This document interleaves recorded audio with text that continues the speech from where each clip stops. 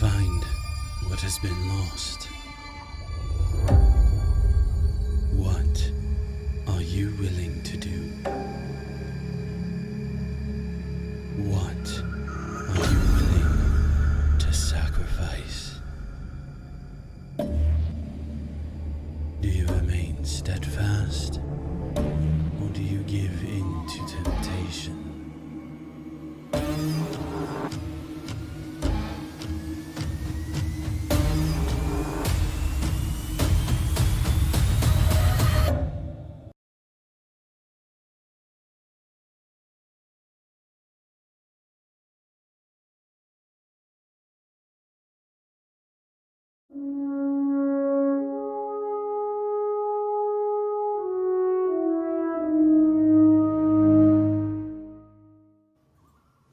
Hi everyone, it's time once again for us to go into Kult, Divinity Lost, Downfall. It's been a week. It's been a fast week. I literally turned around and it was suddenly Friday again, which is incredible because you know that it's a great game when before you know it, it's time to play again. And I'm back here with these wonderful, beautiful people who I'm going to subject to all kinds of horrible things. And they keep coming back for more, so I must be doing something right. Speaking of these wonderful people, I'm going to have everyone introduce themselves because I remembered this week, unlike last week, where we just kind of jumped in and I had to be reminded that I have to give you guys a chance to tell us who you are and who you're playing. So, in order to maintain the preservation that Scribbles wants to be last, we're going to start with Dido.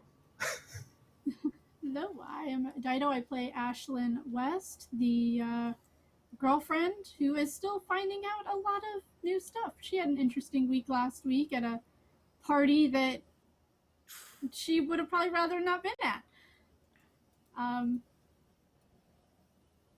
I think more interesting things are going to happen to her tonight. Possibly. We'll see. Why don't we drop it right on down to Sphinx? Sphinx, how you doing? Who you playing? I'm Sphinx, playing Professor Delvin Cole. He's just trying to find his student, but his past is kind of catching up with him. Yeah, aren't all of our pasts catching up in this game? Our past, our present, all of the shenanigans we're getting up to. Speaking of shenanigans and getting up to stuff, we'll jump it right over to Jack. Hi, I'm Jack, also known as Count Jacula, and I play Ezekiel, who is a young man with a Russian accent who is not everything that he appears. But he has groovy accent and Adidas tracksuit, so, he's good. It's definitely his real accent too, guys. It is definitely his real accent, not a fake put on. Nothing to question about it at all. Not whatsoever. And last but never least, we'll jump right up to Scribbles. Hey guys, I'm playing Norah tonight, and Noah's twin sister, who is having a mental breakdown a little bit in the shower, and hopefully won't get killed by Ashlin. We'll see how that goes. But I'm just excited.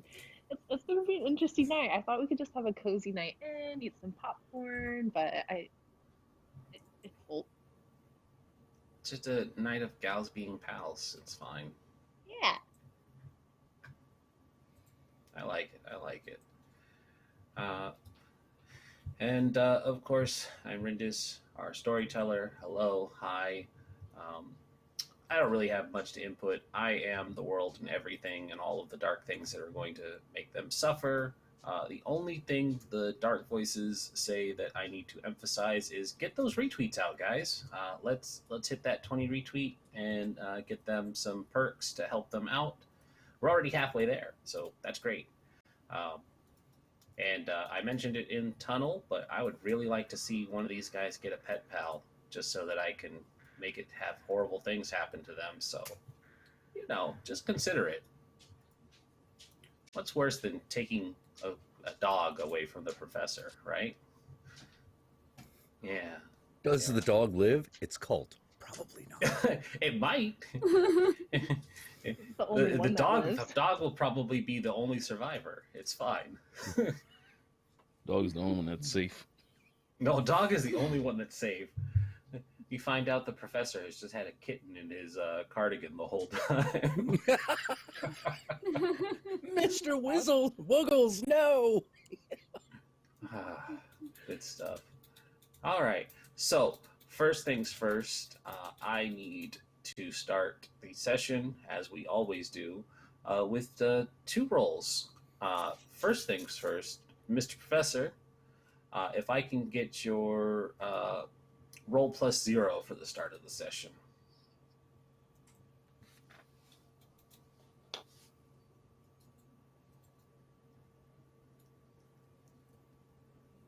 All right. And Zeke, considering what happened at the end of the party last episode, I'm going to need you to roll plus reason for me.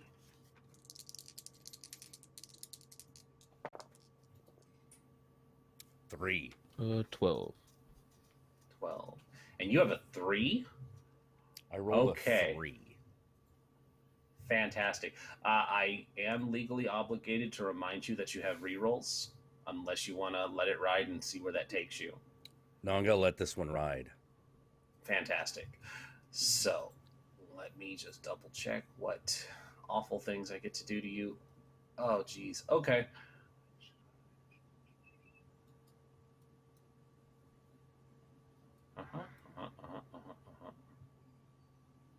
Okay, it's going to be a fun session for Zeke. We will start this scene with the professor, though. Professor, it's the next day. You had your wonderful dream where an entity had convinced you to go to bed after the long day and the events of what had transpired over the party and the barely contained violence that you had inflicted upon some awful partygoers to one of your new friends with a question mark. But today is different. You all had agreed to meet up, but you have obligations that need to be taken care of beforehand. One such obligation is you regularly see a therapist, and you're in the office with the therapist right now, and it's probably just a monthly visit where you have a chance to get everything off your chest and speak and go through your general wellness. And that's where we are now. You're inside of this office. Your therapist is an older woman. Dr. Baxter is her name. Her hair is done up in a tight little bun in the back. She has the glasses, a stereotypical therapist attire of a nice suit, and you're laid back on the reclined couch, just letting everything out as you're going over this session. But as the time progresses, she finally comes around to a couple of questions. And the first one she asks is, so tell me how things are going looking for Noah.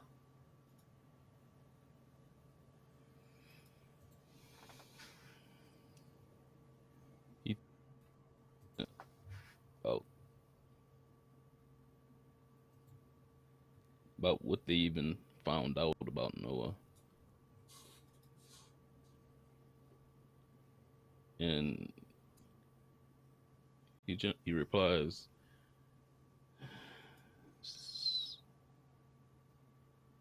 we're getting a whole lot of questions, but not enough answers. It's getting harder and harder to track him down.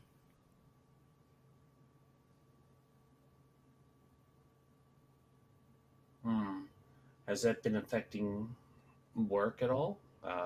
Have you been maintaining your classes and everything since he's gone missing? I've managed to hold it together. It's kind of difficult when students just up and disappear. Yes, I wouldn't imagine what you'd be going through without one of your star students. You always spoke so highly of him and his writing. Yes, And it was brilliant. Sorry, go ahead. I was saying he was brilliant. And his writing in particular, what was brilliant about it? What inspired you to be so passionate about finding him? And Professor closes his eyes for a minute and goes into this description. It's work is so vivid. It inspires emotions, and the way he words things, the scenery he describes, it seems so vivid, so evocative. Erotic, even?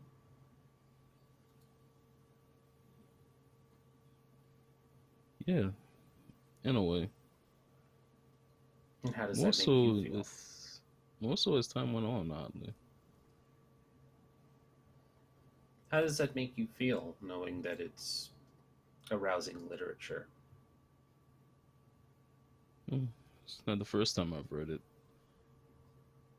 It's just the Different? way he describes events almost as if he was there. And it almost puts you there in the way that it's written. Have you wanted to be in the situations his writings have described? Have you wanted to imitate or emulate the experiences he described?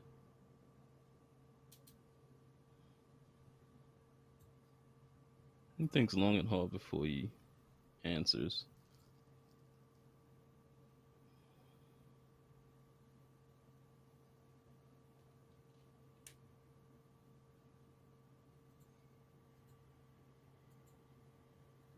A lot of it,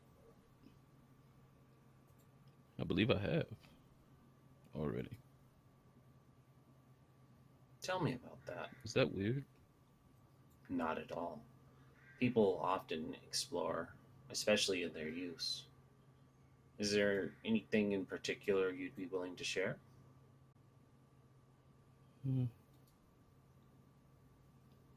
Sometimes it just comes as a blur. It's hard to describe.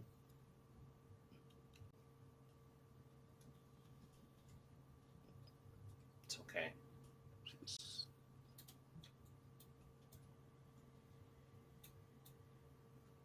I don't know. It seems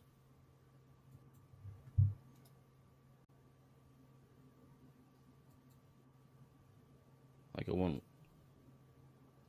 to allow myself to remember, and I want to allow myself to forget. It's frustrating. Oftentimes, when we repress memories, it's a coping mechanism for something we had done with our past, something we're usually not proud of.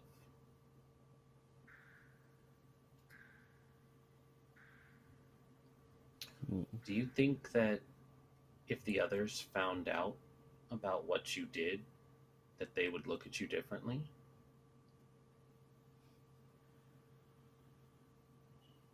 Possibly. Do you I'm think not they would? entirely certain. Do you think they would trust you if they know that you left him behind? Excuse me?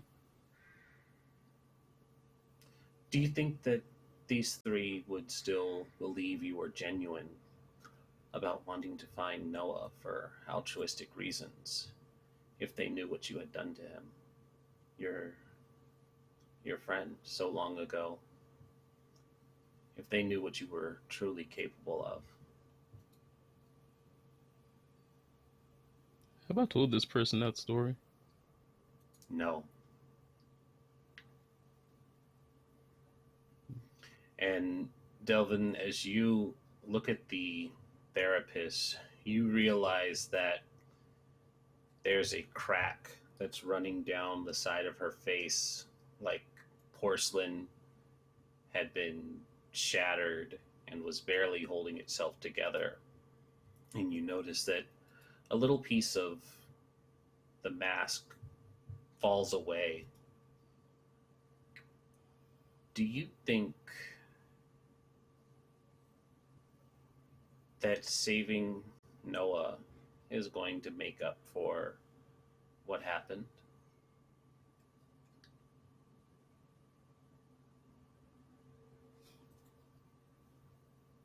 Not sure. Be interesting to find out.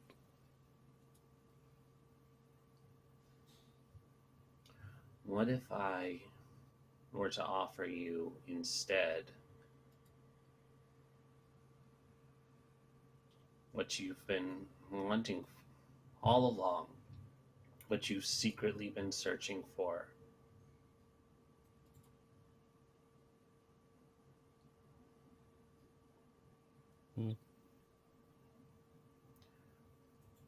Not even sure what that is.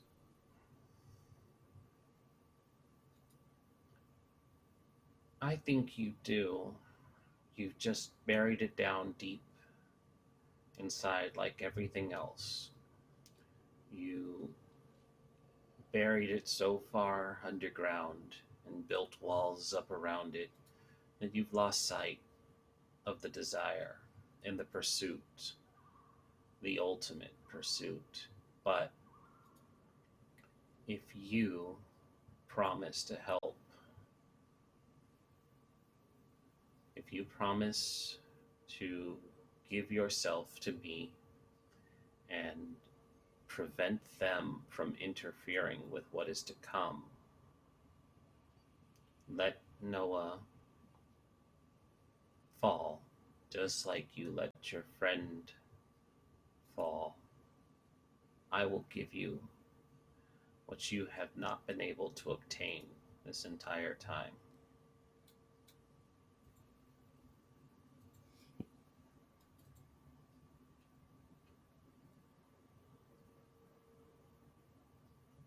Sounds very convenient. But you know that I'm more than capable of giving it to you. Yes.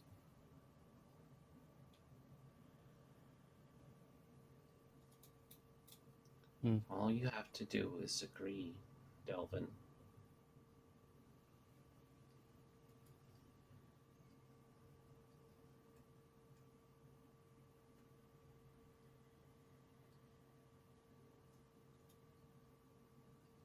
There's not much time left.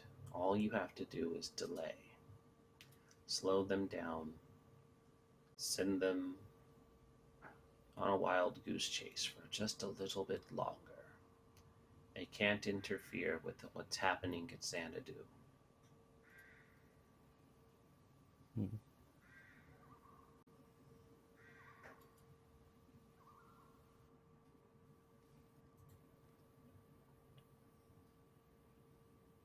I'll think about it. I need an answer, Delvin. No. Preferably now. Your session's almost over. She gestures to the clock. I still charge by the hour.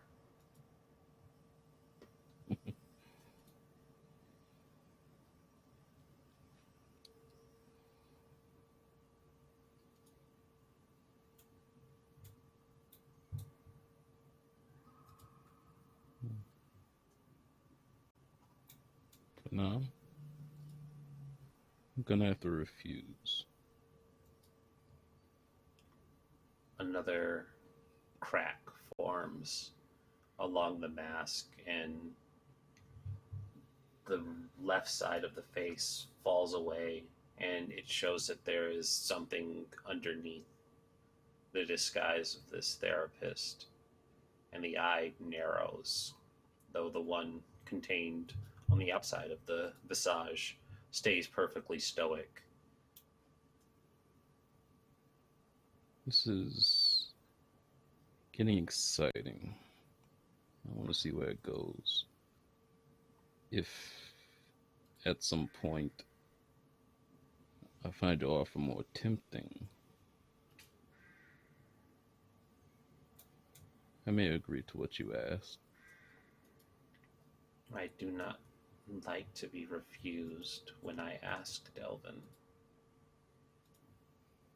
When you decide to change your mind, it may be too late.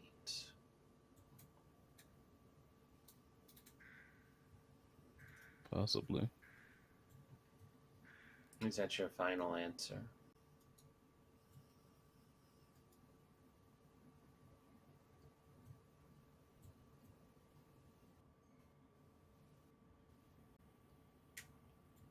Yes.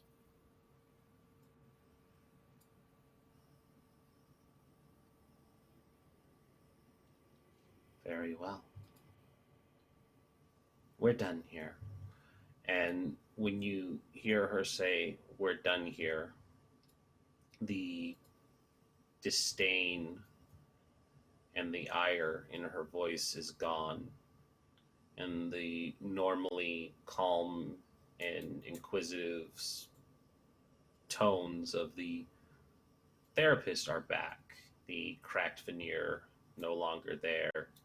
But the therapist says, "Delvin, we're done. The session's over. Thank you for opening up and sharing so much today. I really think your progress has come a long way." He's kind of distant and he just gives the usual goodbye, but it's obvious he's contemplating.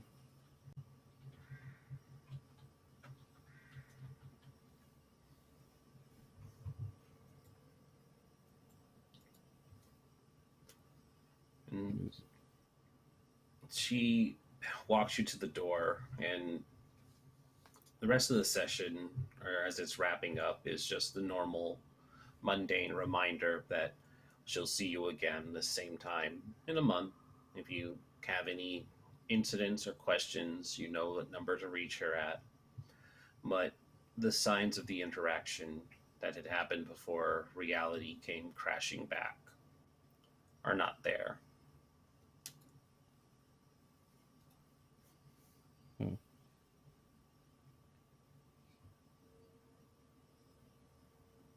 Very exciting. He says to himself as he makes his way out.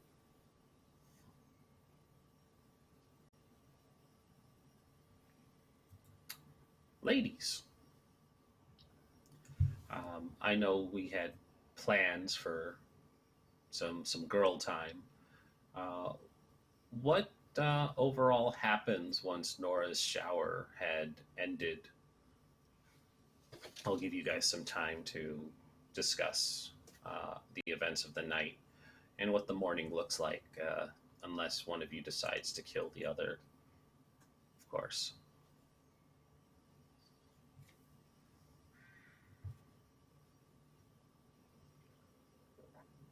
You're muted, Dido.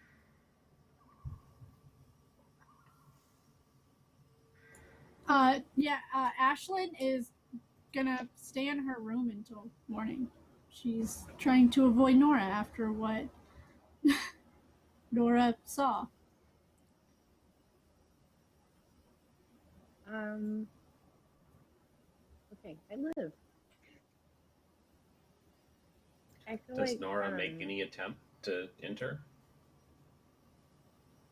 this time she would knock Probably like after she finishes her shower and is just, having been getting ready, she'd like lightly knock on Nora's or Ashlin's door to see if she says anything.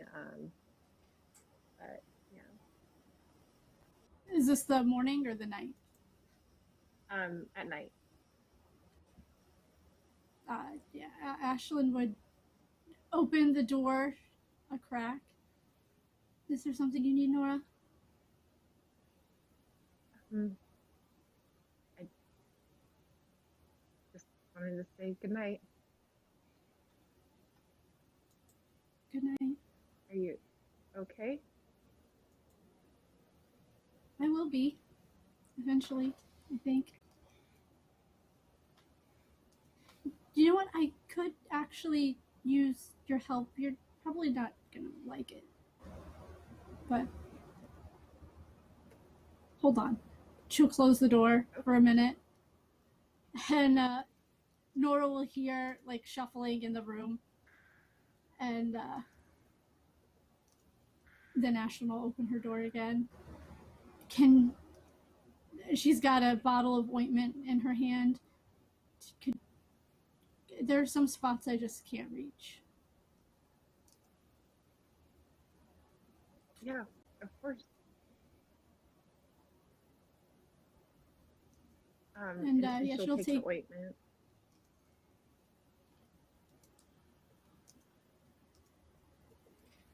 Here, there's better light over here by the bed.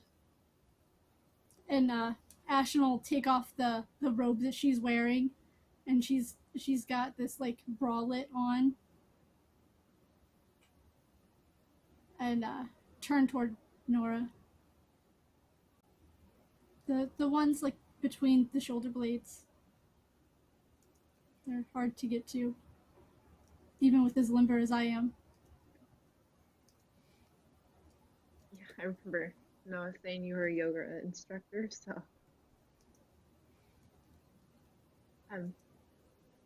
sit down. Do I just stab this on, or? Yeah, more of a patting motion than a rubbing. Don't want to open up the ones that aren't fully healed yet.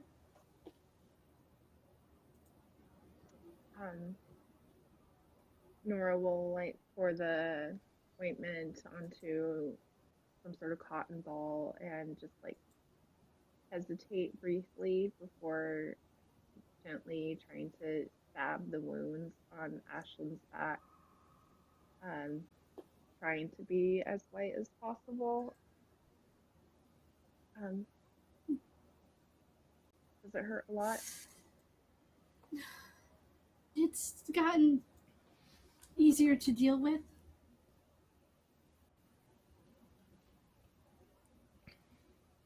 Over the weeks.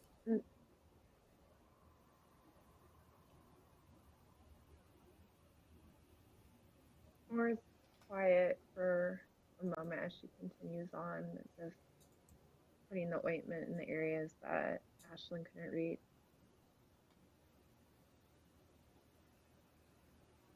Did Noah do this?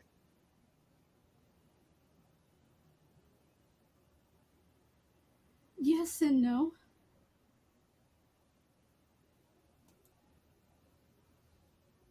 It was his body for sure, but this isn't something Noah would do to anybody.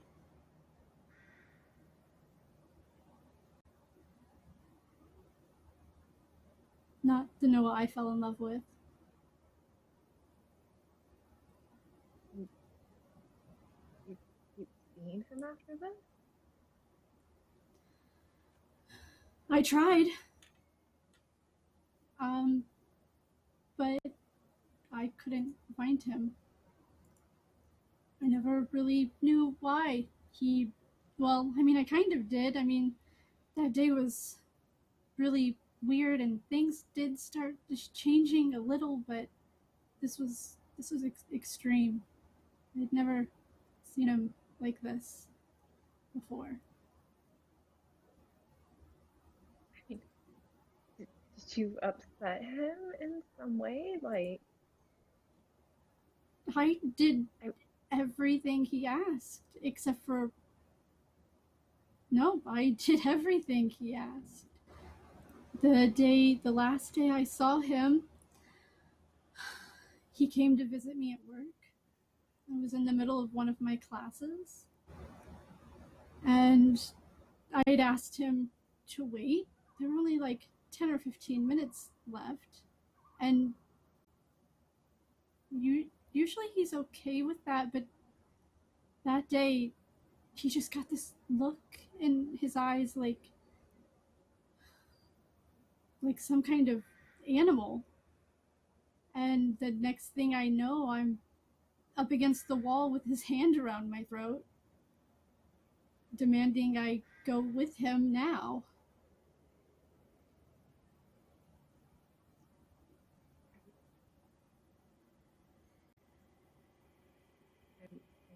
I don't know.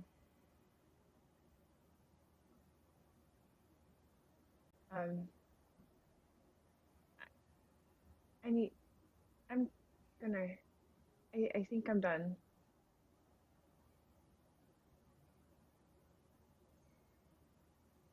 It's not easy to all hear. Covered now.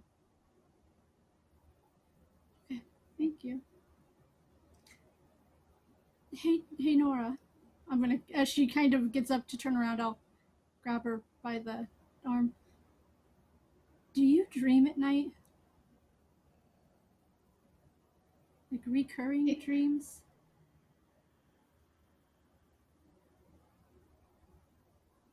I guess.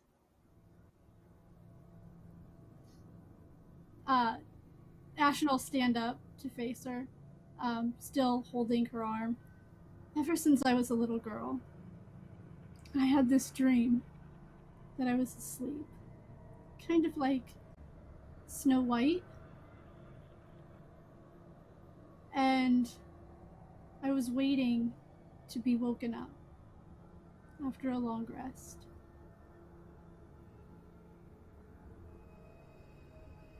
And someone finally came and gave me that true love's kiss that was supposed to wake me up.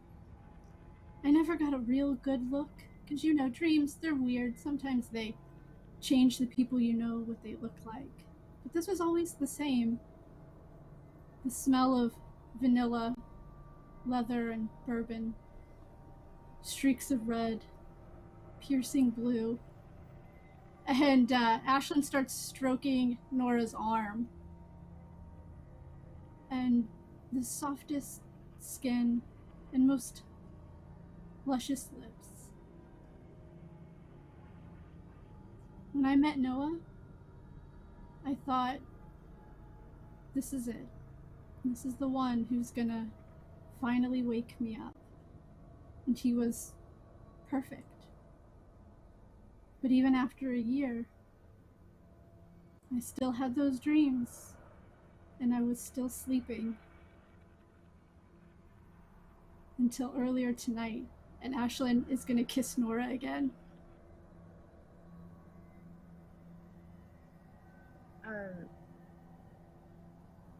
Norah seems transfixed for a moment on Ashlin's words, but once she kisses her, she sort of jolts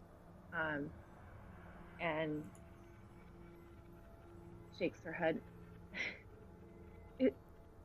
Ashlin, it's been a long night.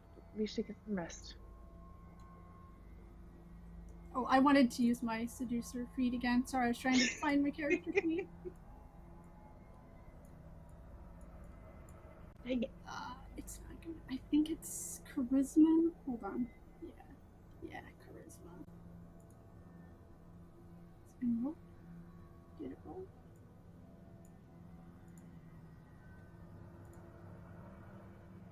It did not roll. Let's try that again.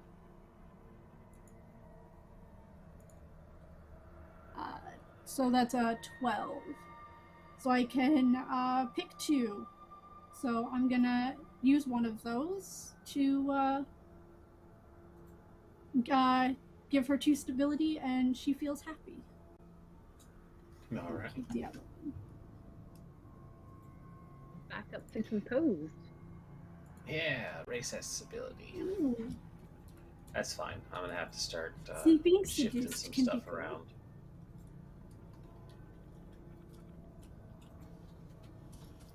And so it's a good kiss. I'm of course not going to take away the player agency, but it does kind of lean into that. It is a good kiss. It's not a bad feeling, but Norah is of course her own woman. So does she act upon that feeling any further?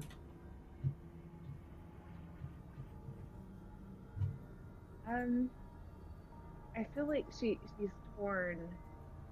This is the second time they've kissed tonight, and both times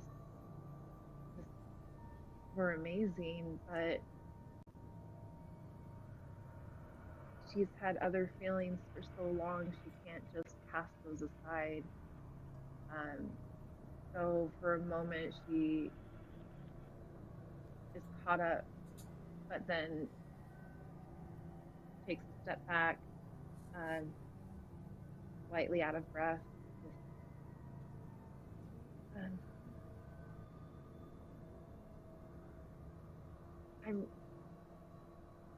I'm sorry, Ashlin. I'm gonna go to sleep now. Have a good rest. Thank And you. she just looks at her for a moment longer before kind of rushing out of the room. Very confused. Ashlyn closes the door and locks it.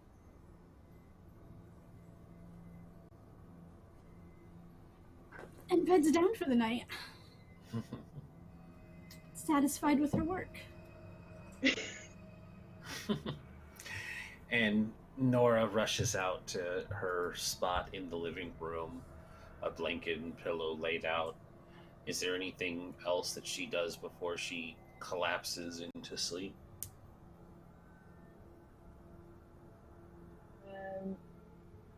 No, I think she tries to go to sleep. She knows that tomorrow is going to be another long day. But I think she'd turn her back, sleep with her face towards the back of the couch and her back towards the rest of the room. Kind of curled up on herself. Leaving herself particularly vulnerable, but she's in a safe space, so why would she need to be worried? Yeah.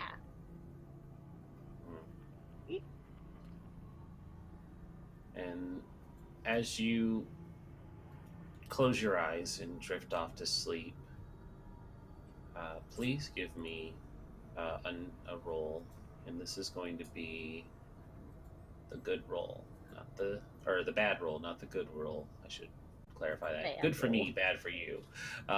It's a roll plus 0, please. Oh, golly. I got a 2. I am legally obligated to remind you that you have a reroll. Or do you want to let it ride and see where it takes you? I only have one reroll. Let's let it ride for now. Okay, great. So, your dreams are nightmares tonight. The stress of everything you've learned about Noah, the complicated feelings that have arisen from Noah's girlfriend, and the revelation that there was somebody else in his life, someone that cared about him as deeply as you do, or so they claim. The fact that he would disappear from your life and leave without any rhyme or reason It was bad enough that he moved all the way out here, but now to drop off the face of the earth only makes it worse. But as you sleep, you feel the connection to Noah that had been lost. It's the kind of connection that the two of you had always felt, that connection that only twins really share. And you had seen from his perspective once before, but that feeling is back again. You feel the weight that he's carrying, the tiredness, the pain. You feel strange, and you know that you're feeling all of this through Noah's body, but you're feeling the symptoms of nausea, dizziness, bloating, things that are more commonly associated with being a woman. Strange that your twin brother would be experiencing these things. You wake up in the middle of the night, just before dawn, in a cold sweat, and these feelings haven't passed. That awful, awful feeling of needing to vomit hangs in your stomach, and the room is spinning.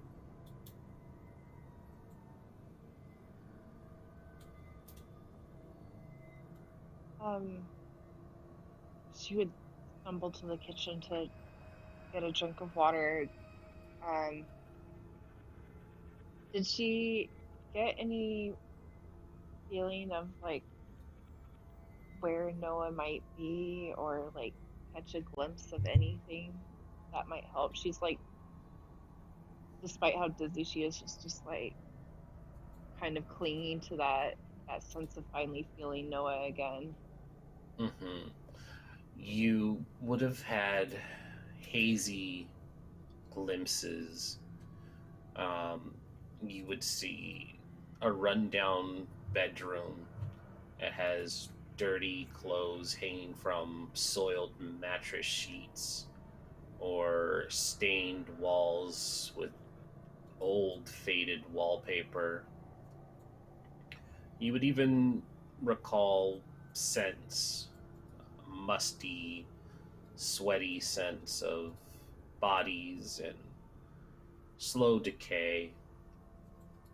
But placing where this room could be would be so difficult, especially in a big city like New York, where new buildings are built atop old buildings, and old buildings are left to slowly fade away.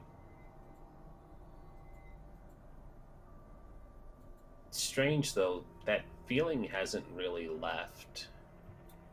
You still feel a strange presence, like Noah is still there, somewhere in your mind and body, but that feeling of sickness is there, and it seems like it's because of this connection.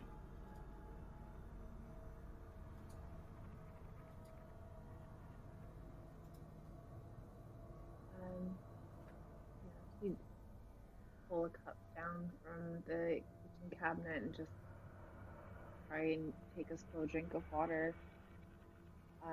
And like her and Noah were always sort of able to like communicate without words. So just in her mind over and over again, she'd just be saying like, "Noah, I'm right here. I'm gonna find you. I'm right here, okay?"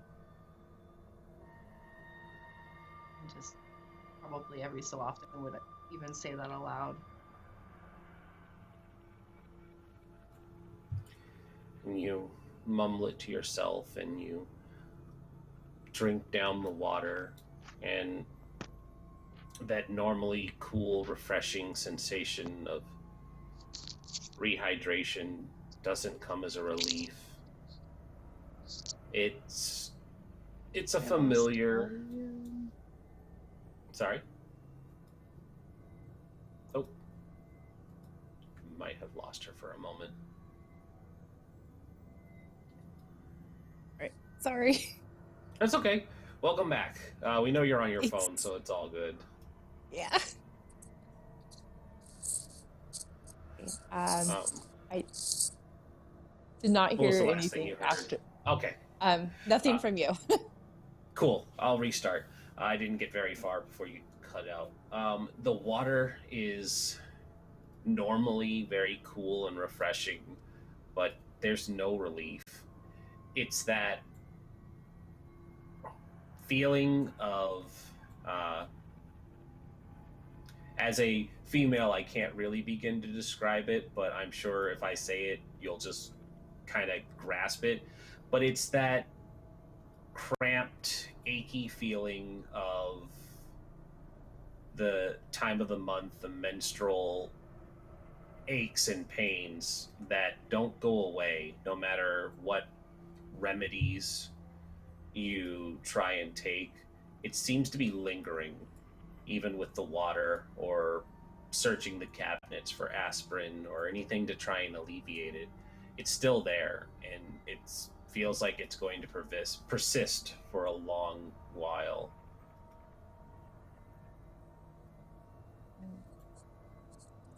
And it's just those feelings, like it's not actually her time of month, so she's like even more confused at why this is happening.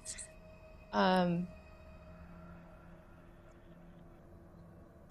I mean, after the aspirin doesn't help and the water, she would just sort of begin pacing the living room, having and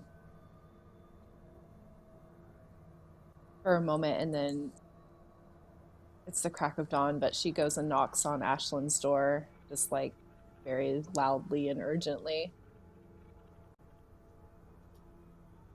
Knock, knock, knock. Ashlin actually answers the door surprisingly quickly, considering it's the crack of dawn. Dressed in a pink tank top and a pair of jeans. She's already dressed and ready for the day. Yes, you're right. Is everything okay? We need to find Noah. We need to find him. Okay, let's go. Right now. Okay. Let me just grab my things, and she'll grab her sweater and her scarf and her backpack. Do you know where we're going?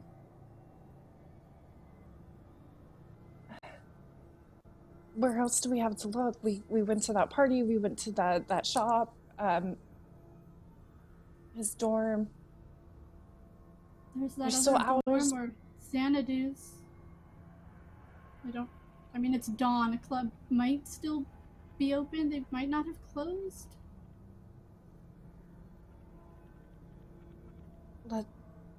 We could try there or the other dorm. Just anywhere. We need to go. I can't wait we said 9 o'clock. That's hours away still to meet up with everyone. Do we call them? Do we? Nice. We need to. We'll call them on the way. We'll head to the dorm. We'll call them on the way. You call the professor. I'll call Zeke. Okay. Yeah, he gave us his number. Yeah. She's gonna kind of pat her shoulder. Deep breaths. We'll find him. Do you have anything stronger than aspirin? Or I just didn't sleep very good. Forget it. I'll call the professor. Do you want something to smoke or something to swallow?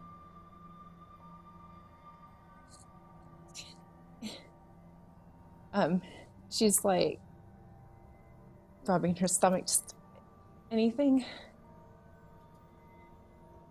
I'll take her by the hand. Come with me. I'll take her into the kitchen. And in one of the, pantry cabinets in the corner, she pulls out a tin of coffee. And then behind it is another tin of coffee. And she grabs it. And she pulls out a blunt for Norah. This will help with whatever your aches or pains are.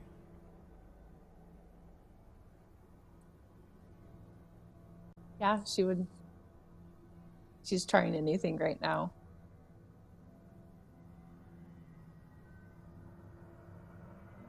But it's probably not gonna help.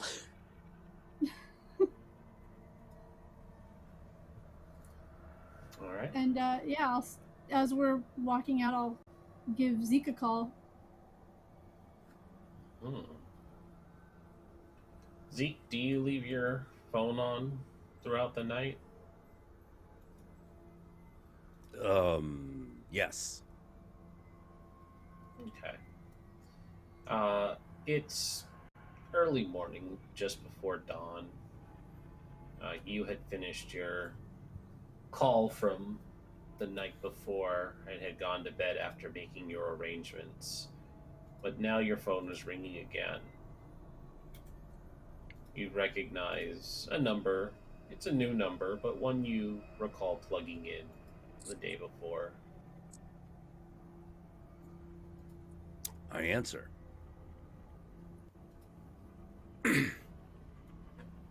Da. It's Ashlin. Norah is freaking out and she wants to head to the dorm now. Can you meet us there? Yes, I can meet. Wait, you want to meet at the dorm, not at the not at the other address? Well, it's still a dorm. It's just a different one. Okay, all right. Yeah, I can either meet you there or I can come pick you up. Yeah, maybe come pick us up. That'll probably be easier. I don't have a car. Okay, it'll be there in a little bit. Can you get a hold of the professor? Can you get a hold of the professor? I can do that, yes. I'm gonna try and calm Norah down while we wait. Okay. Bleep. Call the professor. Zeke's gonna come pick us up. Professor, it's early morning, and for the sake of being able to throw a monkey wrench in some plans, I'm going to make a move that has your phone not connect when Zeke tries to call. Zeke gets a number that just says, "The number you have tried to reach is currently not in service. Please hang up and try again later." The good professor sleeps through the night, captivated with the promises of the entity he had gone to bed with from the night before, and wakes up at his normal time and, of course, attends his therapist session without ever realizing that the other three had tried to reach him. He still plans to meet them at the normal time. Okay, I take off then. Zeke, as you are getting dressed and exiting, and you're planning to head off to meet with the girls, does Zeke own a vehicle of any kind, or does he public transportation? Yeah, he owns like a used car. Mm-hmm. Or he has... he may not own it, but he has it. Yeah, you have it for sure.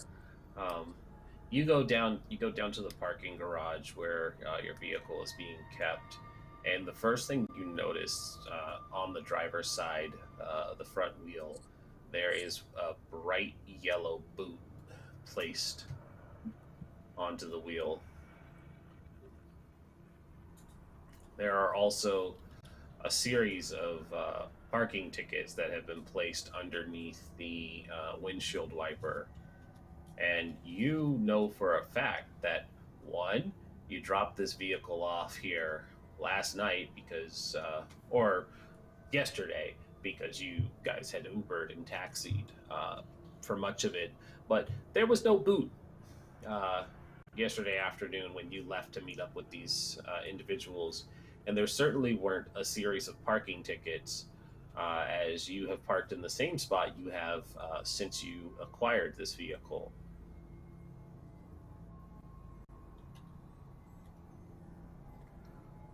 Okay.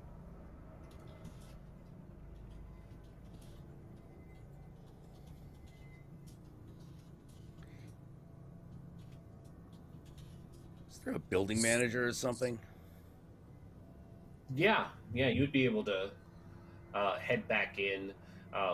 The apartment complex where you live has that generic setup where there is just like a concierge desk where the worker who manages the front and greets people coming in sits, and there's a back office for like the security and stuff. But the building manager has their office in that general area as well, so you could talk to the concierge and have them bring out the building manager. Yeah, I go up to the concierge and I say, "Excuse me, my vehicle has been booted, but it's been parked. Like, that is my spot that it is in." I'm very sorry to hear about the inconvenience, sir. Could you tell me what spot and what name? Yeah, I do so. Mm-hmm. You give them your name, and they pull up the information Ezekiel provided for them. I feel whether it's his real name or not can be up to you, but they pull it up, and her face, she doesn't hide the look of surprise and concern when she looks down at the computer, looks up at Ezekiel, looks back at the computer, and then just goes, "One moment." And she just very slowly, while keeping her eyes on you, reaches for her phone and presses 3 buttons. All right, if she does that, I actually look at the screen. Not her phone screen, the computer screen. Mm-hmm. What is she looking at? You reach over and just kind of peek over, and you can see the screen. She's not trying to hide it, but she does like visibly scoot back to keep out of your reach. And you see that up on the screen, there has been like an APB put out that the police are looking for you, and that it's one of those where it's if you see him, contact the police immediately. And so the quick 1, 2, 3 of the number, she just says, if you would be so kind as to just wait over there and not go anywhere, I'll have the building manager come see you in just a moment, Ezekiel. And she kind of emphasizes your name really loudly into the phone. I immediately leave. Mm-hmm.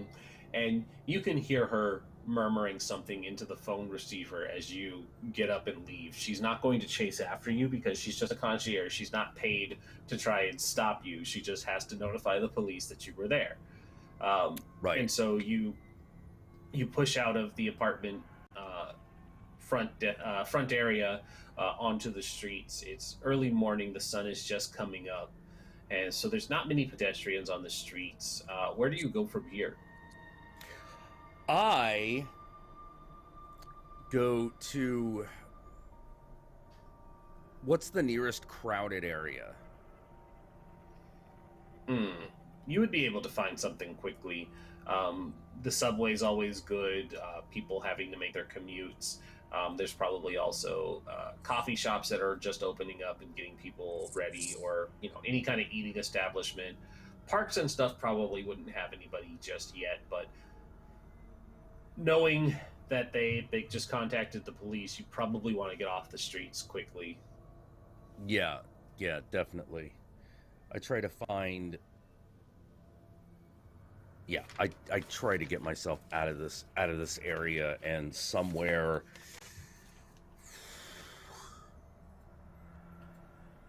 And hopefully somewhere else, hopefully unconnected. Towards the nearest center where a lot of people are just gonna be. That's not a discrete location. Meaning bus terminals, shopping centers, parks. Yeah, places like so that. let's get a roll from you, please. I'm going to have you act under pressure, which is going to be a roll plus coolness. Okay.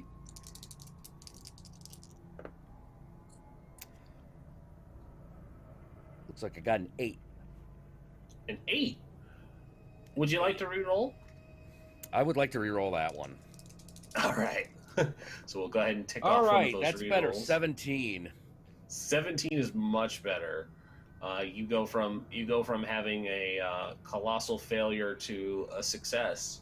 So the result shows that you do what you intend. So Ezekiel is a natural at this. It's not the first time he's had to deal with the harassment of the police force, given his line of work and his background. And so you fall right into the routine of what you've done. It's second nature. You get off the streets, you get somewhere public, and you blend into the crowd. And you don't just blend in, but as two foot patrolmen, kind of enter into the area, you've successfully melded in with the other pedestrians that are moving into this area, and they walk completely by without even noticing that you were there. You wait a couple minutes after laying low, and then you have that it's all clear sort of feeling, and you slink back out and you resurface on the streets, knowing that they've kind of passed through the area, because NYPD, they probably don't want to do too much work, especially on foot. So they would just take the one pass and say, we didn't see them. We'll keep looking in another area. And so you're in the clear, but you don't have a vehicle now, and you probably can't go back to your apartment for a little while, at least until you can get in contact with somebody that can clear this all up for you. Right. I pull out a burner and I call Uber. Mm-hmm. And the Uber doesn't take long, and you are intending to meet up with the girls? Mm-hmm. Okay. And the intention was to head to the apartments. So the three of you arrive more or less at the same time. Ezekiel probably has to lay low for a good 10-15 minutes. But it's not long before you're outside of this dormitory apartment back in the college town area. And these homes look run down. They don't look like the kind of place that upscale New York City college kids would be living in. These are kind of the low income flats. There's garbage on the streets. The occasional homeless person is pushing a shopping cart from one side of the street to the other to just find somewhere more habitable to lay low and be out of the elements.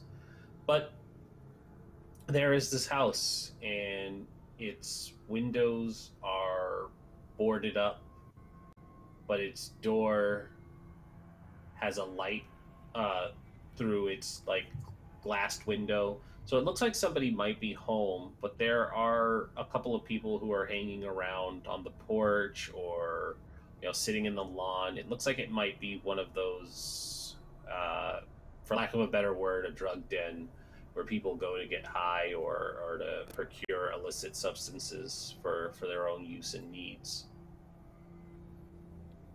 And Zeke, for your coincidence, it looks like a place the police don't often come by. Good.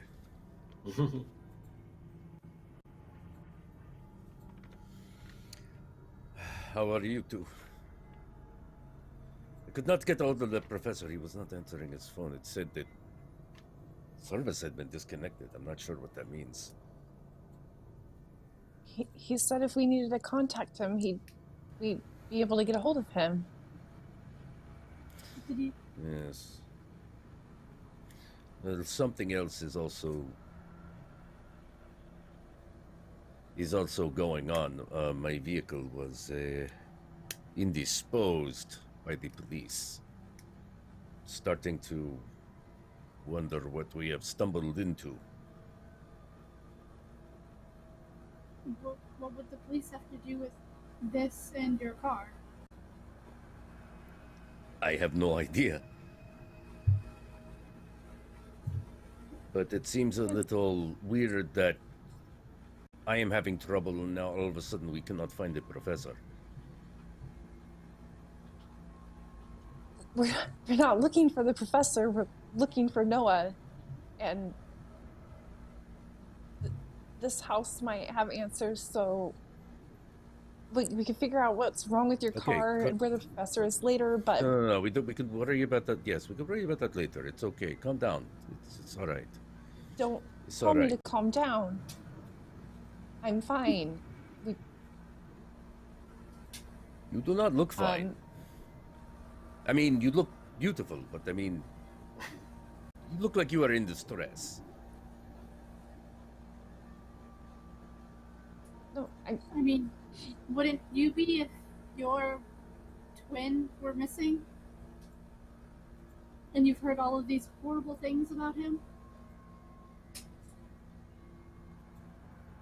We still don't know for sure if that was Noah. I'm still not convinced that someone's not just setting him up for some joke. I do not believe it is a joke. Whatever else is going on, I think we can pretty much say that it is not a joke. All right. Let's go in. This looks like the kind of place it should be easy peasy lemon squeezy. You ready? Norah, stay close. This is not the best area. All right. So the three of you head up to the front doors of this house. I imagine Zeke is taking the lead, being the large and imposing lad that he is. And the folks that are sitting on the porch don't really pay any mind.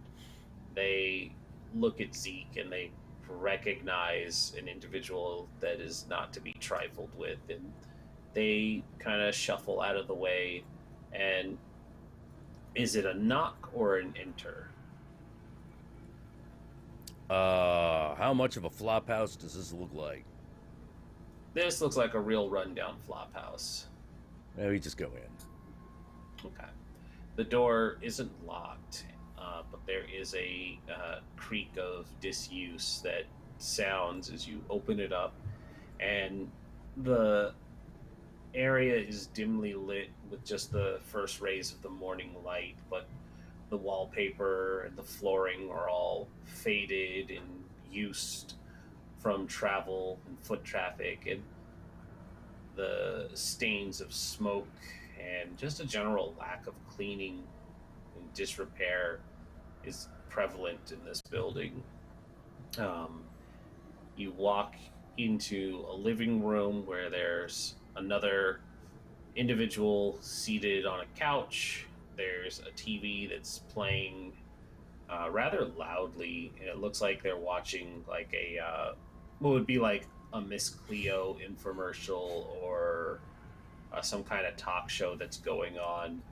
But there's a person on the screen, and they seem to be talking about strange creatures and cryptids, focused on a particular one called a skunk ape, and how skunk apes are real, and everybody should be taking them seriously as they're basically the southern equivalent to the Sasquatch. This woman That's when that skunk ape had impure relations with my wife. Exactly. And it was there. It's a woman with glasses and long, vibrant red hair, and she's talking to a caller, and she's like, "And so, tell me, when the skunk ape impregnated you, and you had given birth to its baby, what did your family think?" And the guy at the couch is just kind of laughing because he's like, "Haha, skunk apes. That's a weird name to call a Sasquatch." And then he kind of looks over and he's like, "Hey, what can I do for you guys?" Oh, hey, there was a package delivered here for us. It's called, come pick it up. And Under the name.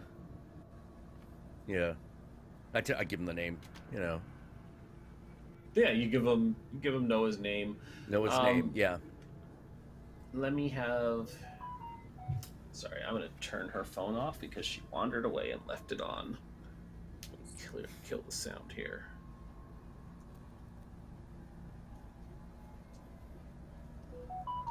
Yeah, sorry about that, guys. I don't know how to turn her sound off. All right, hopefully whoever's texting her a lot stops because it's going to be disruptive. But give me a roll to convince this person who's never seen you before to hand over a package. It's going to be other? Yep, influence other, please.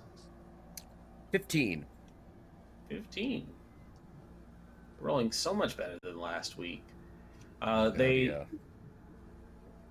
think only for a second, and then they're like, "Oh, yeah, that package that's been sitting there for a while. I've been using it as like a coaster." And they reach over to this like fold-out TV dinner tray, and sure enough, there is a package there. It's a large package, but he has like his mixing bowl full of Fruit Loops seated atop it, and he just kind of lifts that off and then grabs this water ringed and stained box that has like food spilled on it and cigarette burns, and he's just like, "Yeah, it's been sitting here for a couple weeks. What took you guys so long?" Well, you know, little of this, little of that. Yeah, okay, And cool. I take it and find a place that's someplace we can open this where there aren't too many people immediately watching. Yeah. And he doesn't seem bothered by it, and there's probably, you could walk into the kitchen where there's nobody, and there's a small little dining table that you can sit down at. Okay.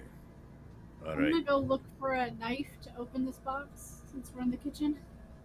Mm-hmm. You want to start rifling through their drawers? Sure. All right. You No. don't take long. Sorry? It's like Nora's just eyeing the box, making sure that Ezekiel's not opening it without Ashlin. Yeah. Let's see here. I'm trying to think if I should make you roll something or if you just find a knife. Maybe you could find something interesting. But no, you open up these drawers and you start looking through, and there's drawers that have, you know, the junk drawer, the basic mixing spoons drawer, and then there's a drawer that does have a couple of knives. There are several steak knives, butter knives, a large butcher knife. You kind of have a weird pick of how much you want. But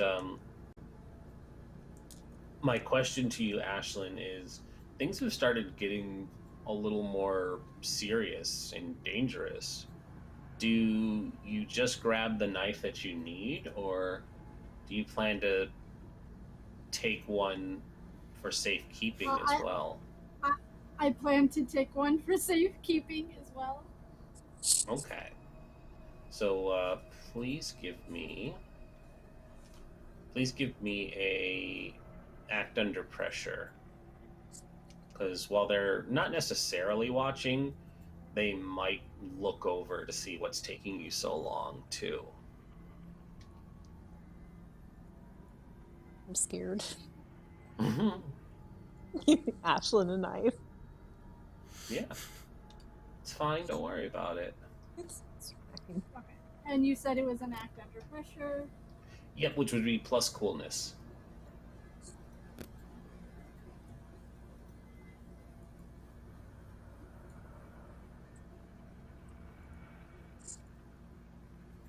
An 8. So I'm gonna use one of my re-rolls.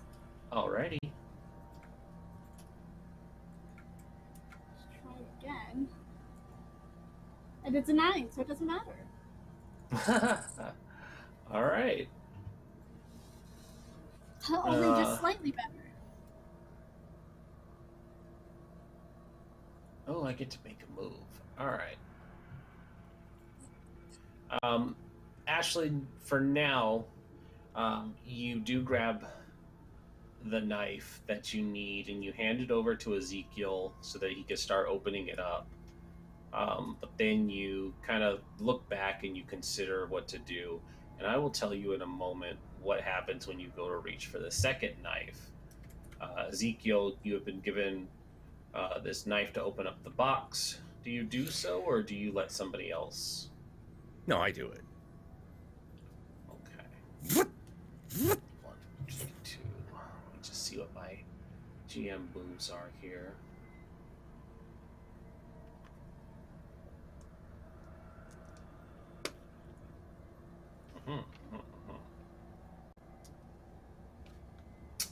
None of those really work for this situation, but I will make a note of Ashlin being very suspicious. As you slice open this box, you open it up and you rifle through a series of packing peanuts, and there's another smaller box that's within it. And what's the contents of the box are, again, just strange. There's a full-on leather face mask that has its eyes blocked over, and a zipper that will open to expose the mouth. There are a couple of bottles of lubricant.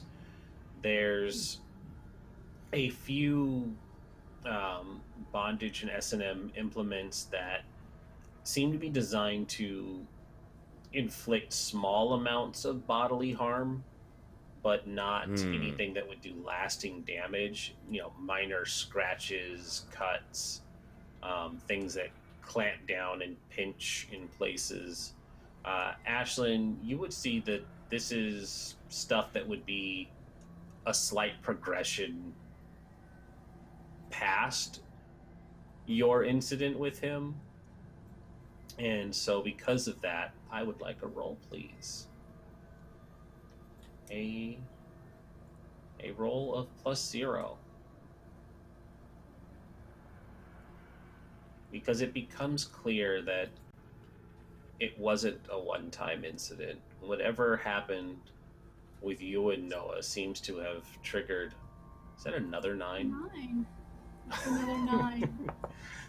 It seems to have triggered another or more from him. He started to explore this sadism and masochism, and more of this inflicting pain for pleasure. And so with a 9, the distress just becomes overwhelming. And I think this is where I'll couple it in with the failure from the last roll.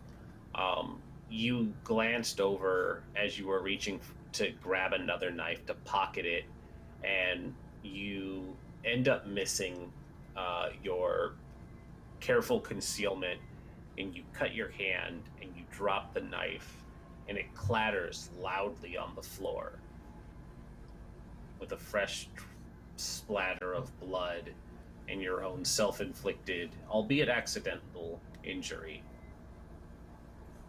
You alright? Why does he put so many different knives in a drawer? We already had a Something was knife.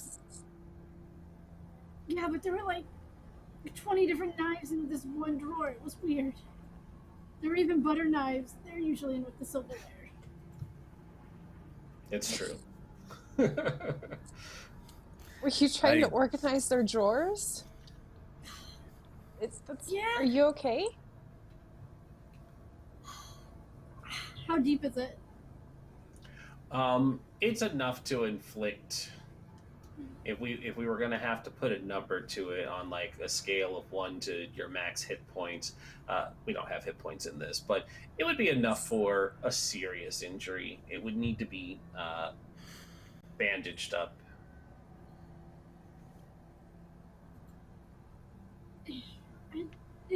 I think it'll be okay as long as... Are there like paper towels around or something that I can wrap my hand with? No. I go over to the guy and I was like, "Hey, we need a first aid kit real quick." Yeah, there might be one upstairs in the bathroom. All right, I go upstairs to the bathroom. And Zeke heads off upstairs to explore. And Zeke, as you are moving up the stairs to look around, there are a couple of rooms situated up here. But the bathroom is obvious. It's the one at the end of the hall with the door open. But as you step in, you hear the sound of the shower running. But they left the door wide open. Yeah, they left the door wide open, but the curtain is drawn, but there's sounds of somebody in the shower. Can I tell anything about them? You can see a feminine silhouette. All right, I'm just gonna get what I need and leave. All right. Go ahead and make me a roll to look for it. Because when you open up like the under cabinet under the sink, it's a mess, and you gotta start moving stuff around. Oh, God. Let's see. It'll just be plus perception. 7. 7. All right, we were doing so well, guys. Yeah, yeah. Until I started rolling. Yeah, you get down, and you start rifling through this cabinet looking for stuff. The interior of this cabinet is filled with old, musty lotions and toothpaste and dried up, frayed toilet papers that look like they'd been there for decades. There's like an expired bottle that has like infant painkiller now with 50% more cocaine. You know, just the old timey, the old timey healing remedies that are definitely out of date and don't fit anymore. But as you're digging back, yeah, exactly, and you know it's just like that's like the whiskey for the toothache and all of that. And as you're digging back through this, you find an old tin, and this tin is a faded white with a dull chipped red cross on it, and you lift it up and it feels relatively light, but you flip the 2 clips and you open it up and you don't see any first aid gear in it, but there's a doll, and it's a little straw doll that looks like Ashlin. It's got pigtail braids and a little knitted scarf and a strange little nose ring on its sackcloth face and a little hat. But there's just this doll, and it's looking up at you, and it's holding a toy knife.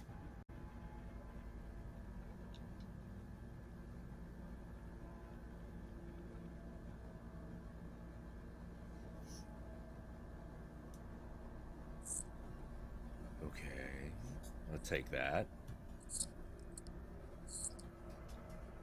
Are there any actual first aid implements here?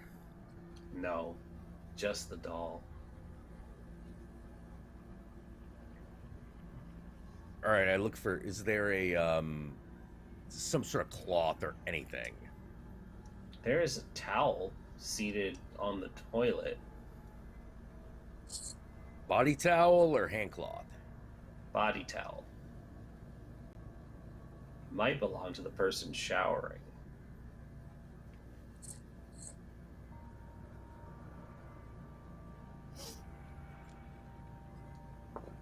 Probably not a good idea. All right, I'll leave the bathroom. But actually, I'll take the roll of toilet paper with me, because, I mean... it's better than nothing. Something! Yeah.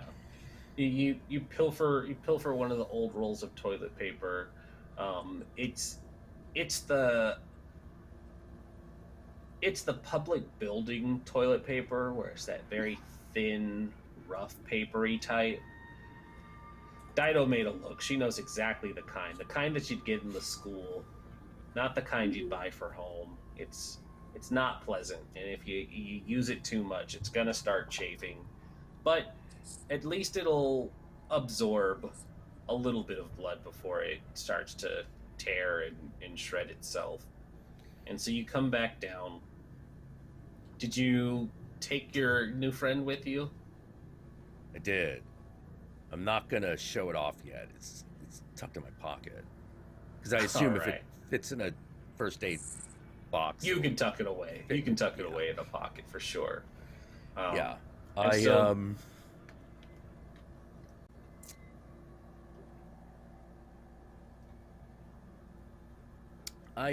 look at her. How bad is she bleeding? It's pretty sizable. I imagine Ashlin and Norah had moved to the sink to just kind of let it drip. Yeah. So it wouldn't get everywhere. I go, here, let me look at that. Ooh.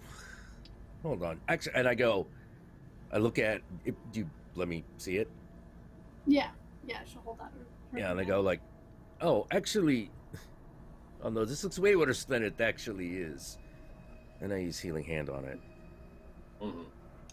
Do you make it obvious as you do it, or do you mask it while bandaging her?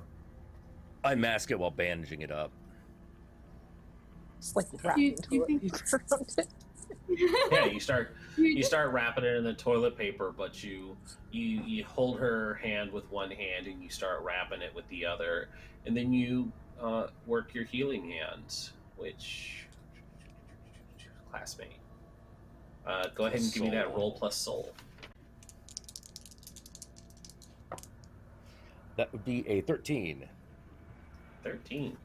So you are considered stabilized for that injury, Ashlin. So you can ping that off. You will still have the injury, but no longer take the -1 from it. It's only with the big rolls does it heal it.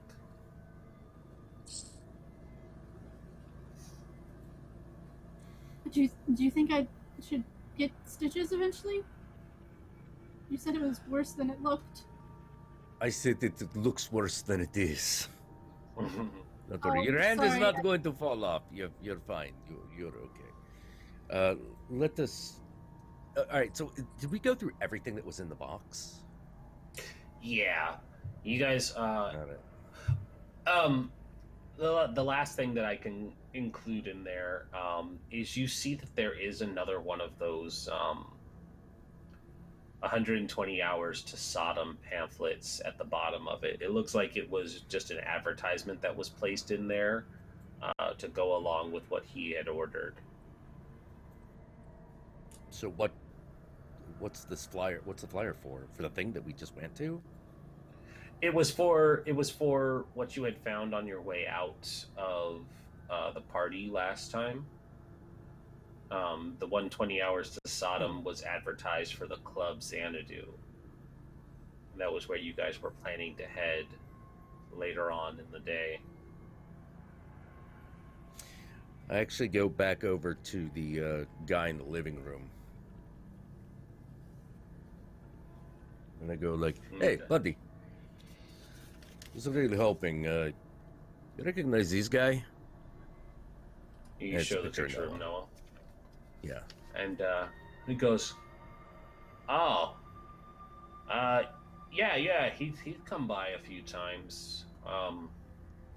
He usually likes to acquire things for work. Do you catch my meaning? Mm-hmm. When was the last time you saw him? Wait. Acquire things for work? Yeah, he kind of ran out of his credit, and so he had been doing favors to have stuff delivered here, or to buy stuff from here. When was the last time you saw him?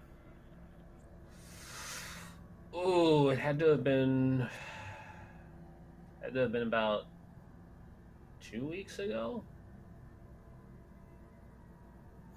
Yeah, he had placed that order about 3 weeks ago, and it arrived, but then he disappeared and never came to get it.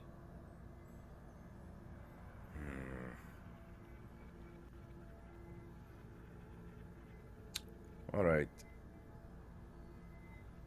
Did he usually bring people here, or did he go elsewhere? No, he would just work upstairs. Okay. Which room? Thank you. Which room? Second door on the left. I mean, that's all communal space up there. So people are coming and going quite literally all the time. All right.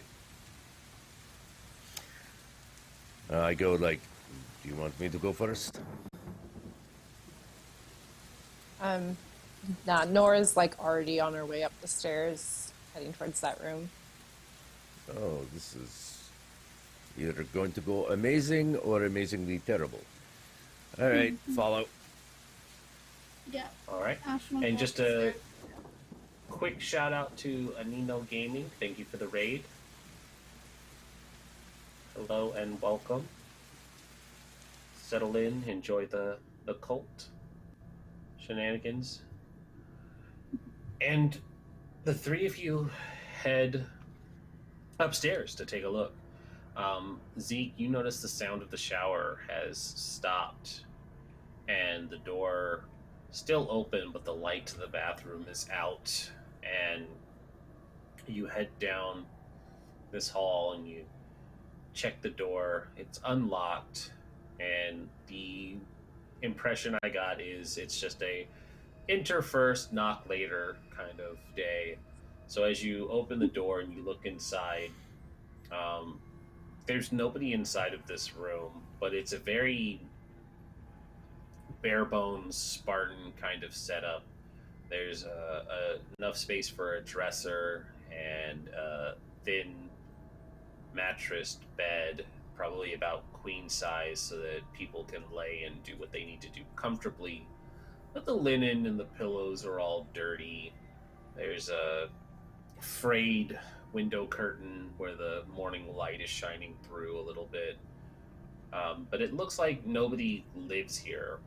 Like the guy downstairs had said, this just seems to be a place where anybody who's doing work can come and do their work.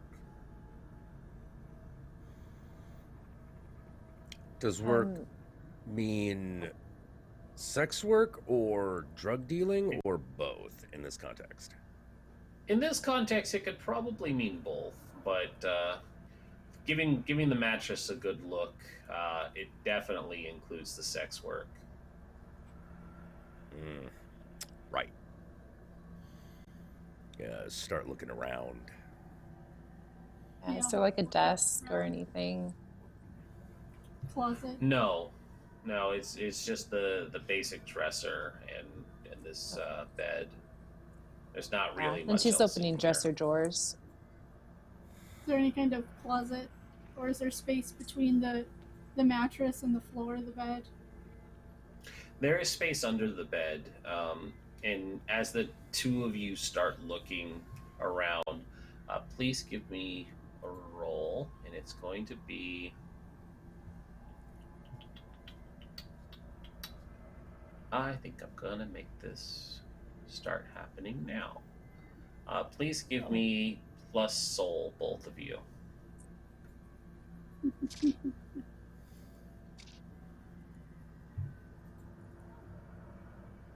Success. 12. 7. 7. All right.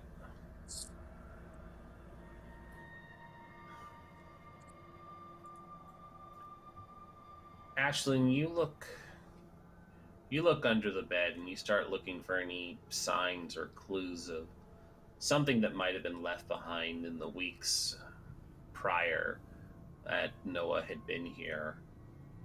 You don't really see any evidence of Noah's time here, but there is evidence that he had been here once before. It kind of coincides with the strangeness that you all have been noticing. Give me just a second, get my thoughts together here for this one, because there's...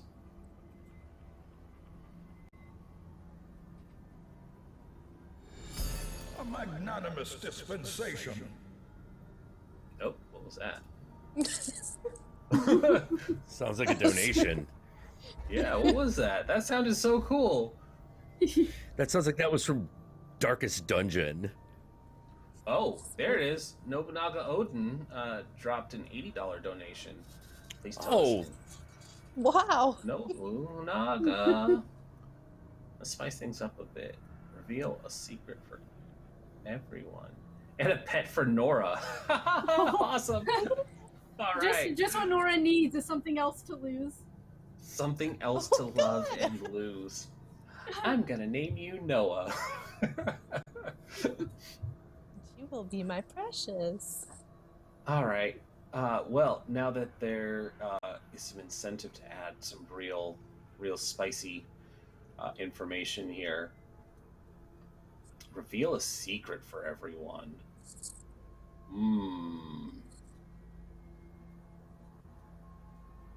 Okay. Ashlin, under the bed, you find, now that the winds of fate have shifted things to tie in well with this role, you see that there is a torn page that looks like it would belong in a journal. You wouldn't know what journal, considering Ezekiel hasn't shared the journal with anyone else yet. But it is torn out of what would be about the size of a personal journal. And it has some writing on it. And when you go to look at it, you read over what looks to be Noah transcribing his feelings of the last encounter the two of you had. And it initially sounds panicked and remorseful, but as the writing on the page continues, it seems that the focus shifts from guilt to fascination. And from fascination, it seems that the desire to recreate it for himself starts to become the focus of his writing. And it says, as like the final closing thing is, I need to experience this for myself. I hope she doesn't blame me for leaving, but I can't take her down this road as well.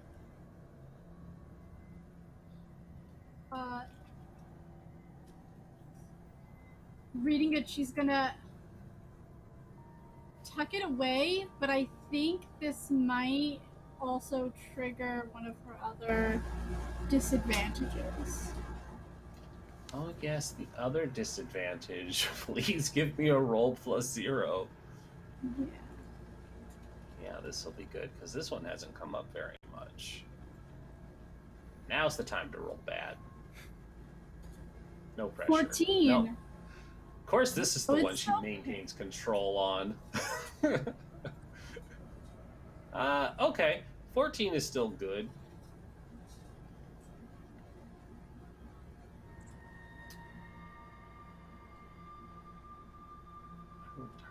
Okay. So just make a note that you're going to have that -1 for everything that you're going to do until this scene at the crack den ends. But as you're reading it, there's a visible trembling from Ashlin that the other two see. She squeezes down tightly on the piece of paper. It crumples into her hand before she focuses again, folds it up, tucks it away, and she doesn't seem okay. She looks like she's trying to keep it together. Ashlin, are you alright? Just What's the question? all of this stuff, just it doesn't add up. It's not the person I knew. It's just a lot to take in, you know? You think you know someone. I do. Yeah. What did you find? A piece of paper with some writing on it from Noah's journal. You found May something I? from Noah's journal. You don't want to see it, Nora. May What? I? Why would I'll show Ezekiel it to get to see it? I mean, if you really want to see this, you can, but you're not going to like it. And at some point, you're going to have to realize that if it's not him, something else is controlling his body to make him do these things. Norah just holds out her hand. No, I need to see this. Remember those questions you were asking me last night? What I said happened at the yoga studio? I Yeah. hold up the paper before handing it. This is what he was thinking when he broke into my apartment. And I'll I'm hand sorry, it to her. what? I look at Ashley and I'm like, broke into your apartment. When did that happen? You shouldn't 4 say weeks that ago. part. What? What are you talking 4 about?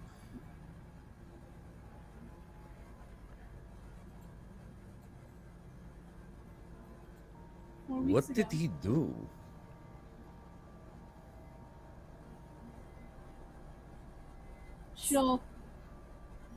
You seem like a man who can handle it.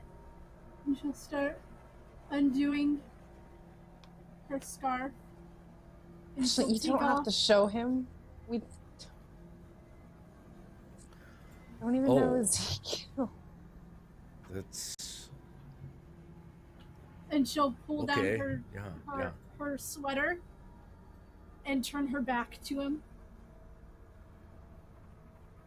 And Noah did Where all this. of the... Yes, he did.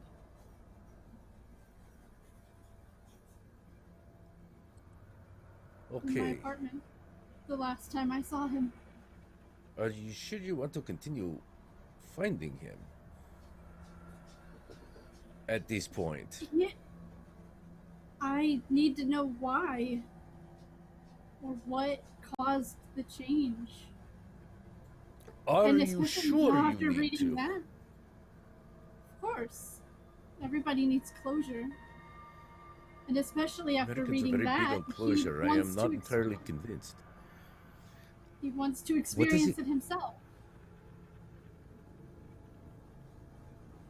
Wait, That should have been easy. is that why you have that thing in your backpack? Are you going to do this to Noah?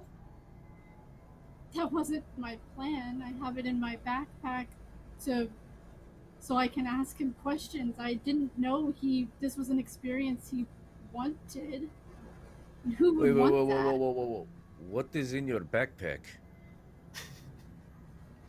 Secrets. The whip he used on my back.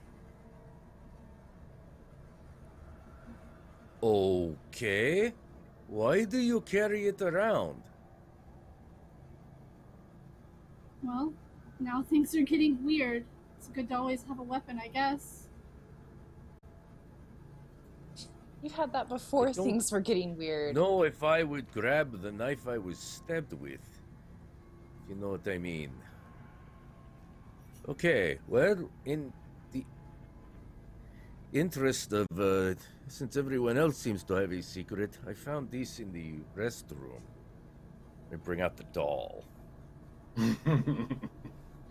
And you hold up this tiny little paper doll that looks exactly like Ashlin. Hat, nose ring, scarf, twin braids, knife in hand.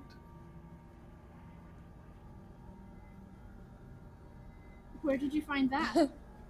I found that in the medicine cabinet in the bathroom. Is this supposed to be some sort of like voodoo doll? I have no idea. There are no pins in it. What is it doing in a medicine cabinet in a place I've never been? Well, I would assume Noah made it. It's the only one who could. I mean, who else besides him who would have been here even knows who you are?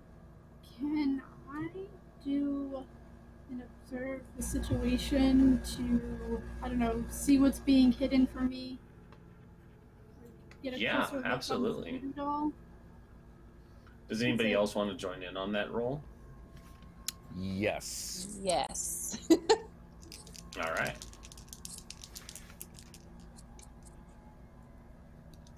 I'm still at a -1. What stat is this? This will be plus perception. Aha. 15. 17. 17.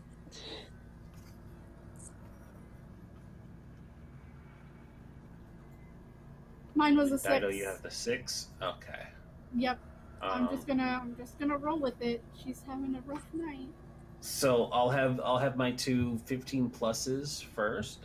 You each can ask 2 questions. The questions are along the lines of, what's my best way through this? What currently possesses the biggest threat? What can I use to my advantage? What should I be on the lookout for? What is being hidden from me? What seems strange about this? You can also kind of phrase questions in the similar vein. I'll allow, because these are kind of vague and not always helpful for the situation at hand.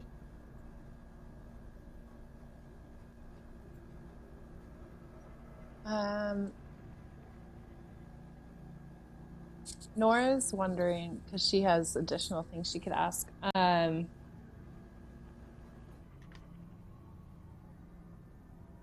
How she could like use this to her advantage. She's actually wondering if this is like a real voodoo doll. definitely looks like a real doll, but it doesn't quite match the voodoo doll nature. This looks like would be a good way to describe it. It looks like a child's doll more than like one for nefarious purposes, aside from the knife that it's holding. It looks like one of those sackcloth dolls. Did Noah used to make dolls when we were kids?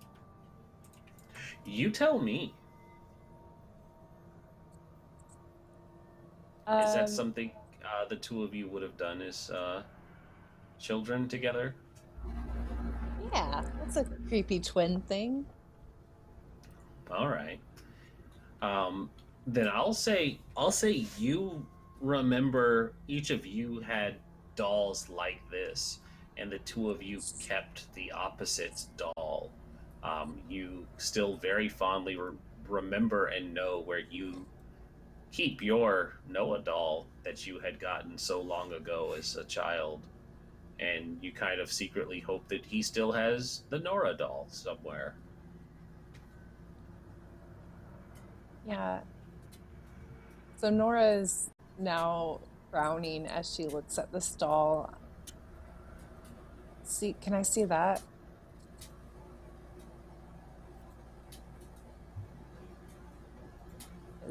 She wants to like look it over.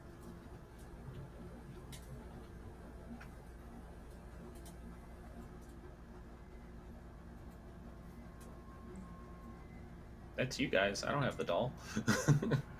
Yeah. I have no idea.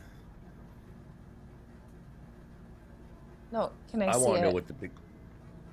Oh, sorry. Go ahead. Sorry. The doll. I missed my cue there. Yeah, I let you see the doll. Okay. Sorry. Dido, Ask your can you question. hear us? She's just gonna hold it. Okay. What's the biggest threat here? Just a sec. Dido, can you hear us? Yes. Okay. She was asking to see the doll. I don't have it. Oh. Oh, Zeke Zeke has has the the doll. doll. I have. Zeke Sorry. has it, Yeah. Yeah, that's why I Okay. said I missed my cue. You know, Gotcha. I don't know why I was thinking Dido had it. Okay. We're all on the same page now. What's the biggest threat here? Well, the doll is holding a knife. yeah. Zeke, currently, the honest answer would be you, but there is a lot of strange shit happening in this building, and so you can't be 100% certain, but there is definitely another person on this floor currently that was in the bathroom with you that's unaccounted for. They could be in the next room over. While not necessarily a threat, it's an unknown, which always is considered a threat until you can verify that it's not. So, you or an unknown.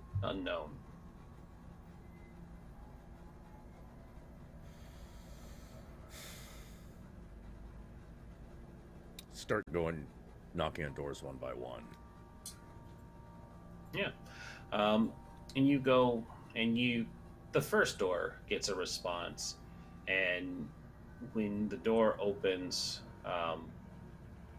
it's a woman in her late 30s, completely naked, answering the door. The towel is wrapped around her hair, where she's kind of pat drying it, and being in, a drug house, the use of illicit substances to the excess and the point of doing it constantly and recreationally, it has not been kind to her, and she smiles at you through yellow faded teeth, a couple of them missing.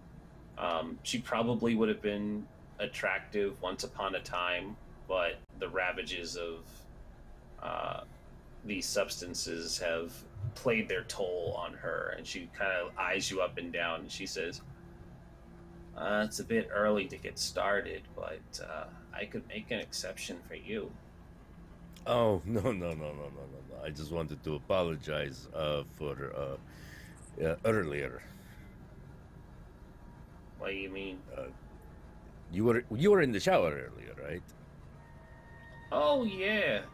Were you being a peeping Tom?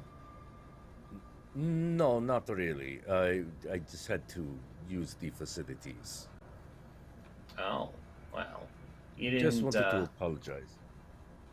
You didn't hit me with any cold water. It's okay.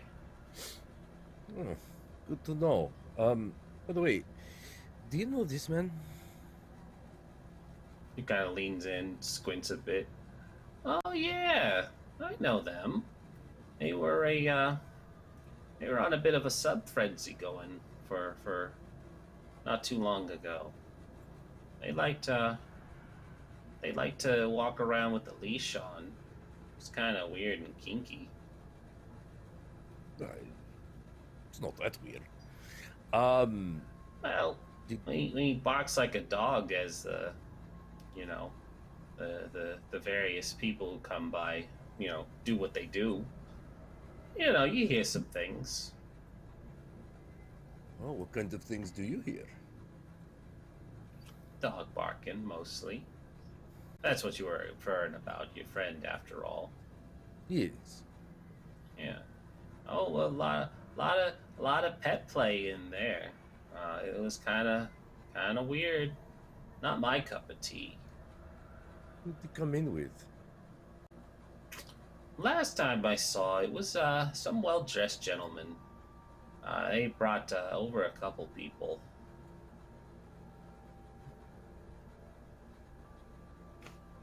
He really liked the group activities. Usually ran a bit of a discount, but they seemed to really like him.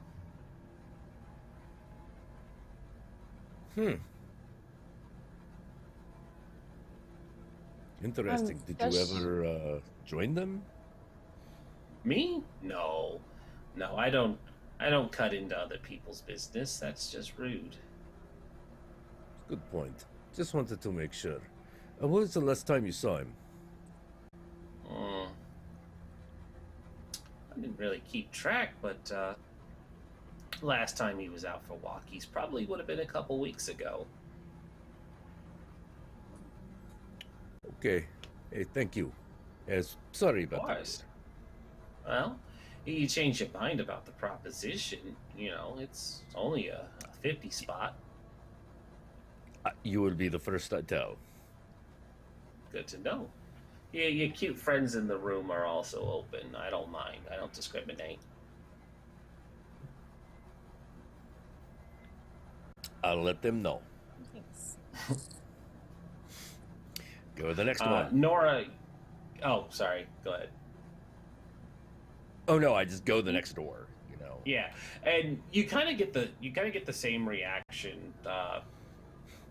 People either don't answer, or after a moment you open it up and might not be anybody in there, or anybody who's there is too strung out to be able to give you any kind of cognitive answer. Norah, you were looking through the drawers earlier before Ashlin's revelation kind of sent us off on this path, so I'm going to bring us back into focus for that.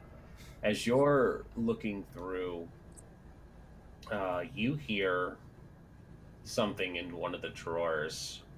It's just a very soft whimpering.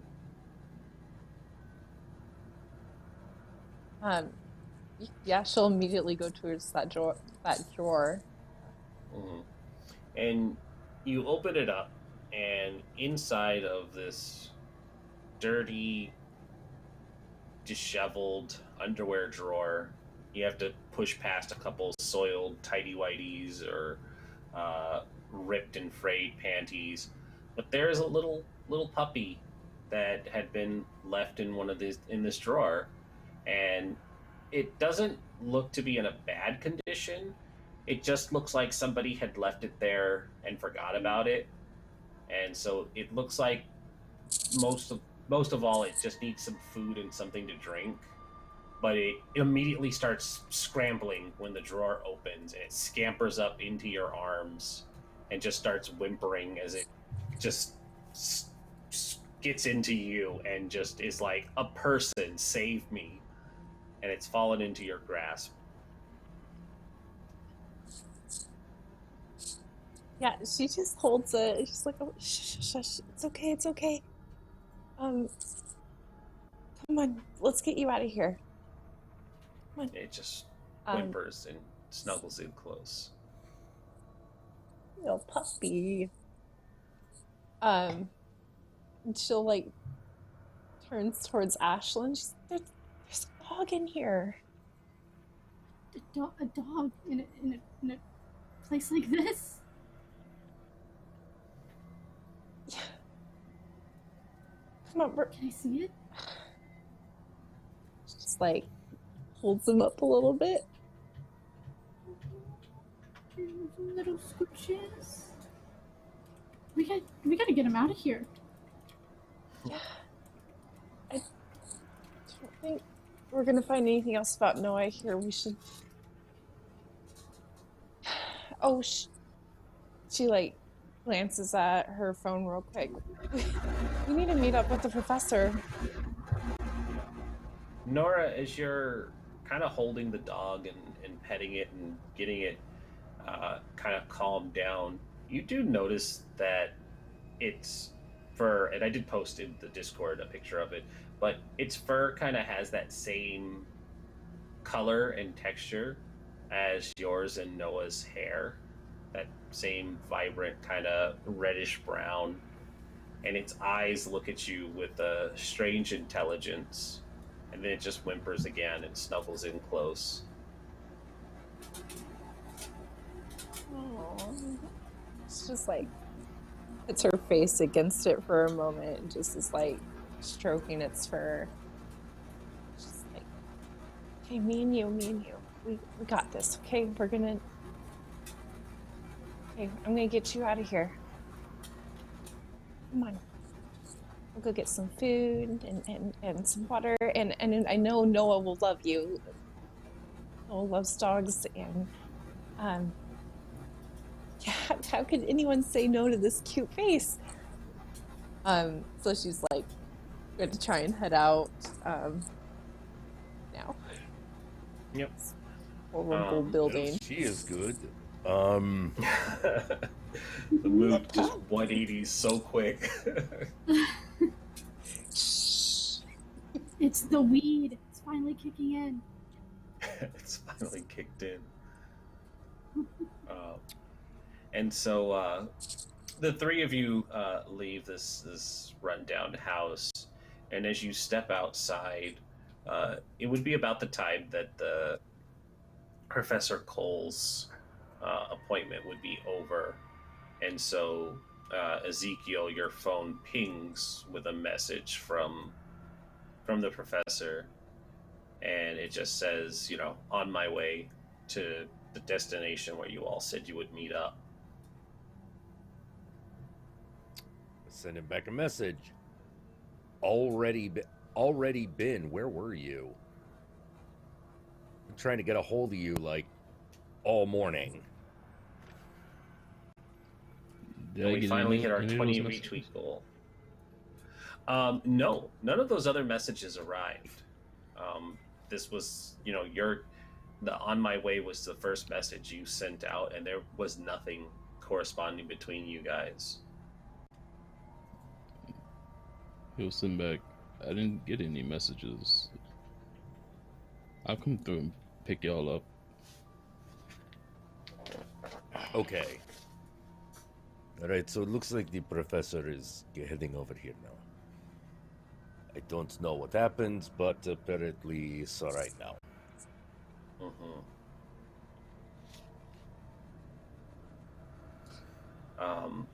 Professor, as you're heading to your car from the psychiatrist's office, there is a police squad car that is parked adjacent to your vehicle. and the officer is outside of the vehicle and standing near the door of yours as if they were waiting for you to arrive. You'll walk over. Good morning. Are you Delvin Cole? Yes. Wonderful, wonderful. You're not in any trouble. Don't worry. We just had a couple of questions for you, and he gestures to the inside of the squad car where he has another officer sitting, and they just kind of wave. We were wondering if you are familiar with a student by the name of Ezekiel. And forgive me, I can't think of what Ezekiel's last name is if it was ever given. But he just says it's never been mentioned.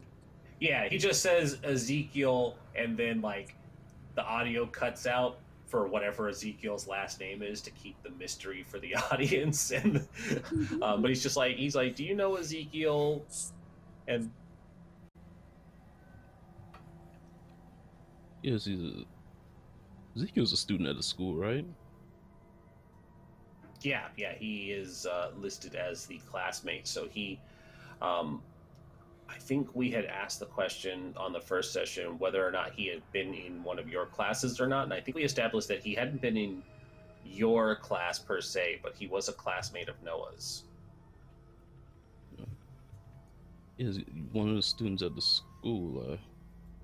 Occasionally run into him. He's not in my class though. Okay. You haven't had any direct interactions with him? I think I saw him yesterday. When you saw him yesterday, was it at, and he lists the address of the party, did you see him at this social gathering? We have reports that he has assaulted a number of students there. And we just wanted to ask some questions because another student had ID'd you there as well. We were just looking for a witness statement. Oh, okay. Yeah, I did see. I think that's where I saw him because I went to the party. There was a commotion, a fight in the back. Everyone went rushing through. Would you be able to confirm that he was a part of this commotion? Not entirely certain when I couldn't get through the crowd, honestly. That's fine. That's fine. What can you tell us? What can you tell us about potential human trafficking that might be going on in the school? Trafficking? Yeah, do you know anything about people going missing or students being involved in extracurriculars that may not pertain to school activities?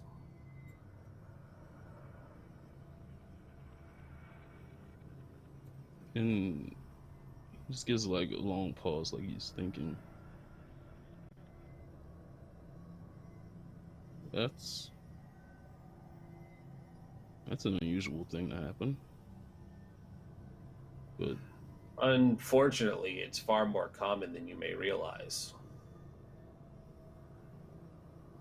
It's a very serious and growing problem in this state and most parts of the world. We have reason to believe that this student, Ezekiel, might be involved. Anything you might know could help us with the investigation, Professor. Really? Yeah, that's a very serious situation. I don't really have much contact with him outside of like see him in a hallway or anything like that. You could probably, I guess, find his address at the school. But that's yes, the best of course.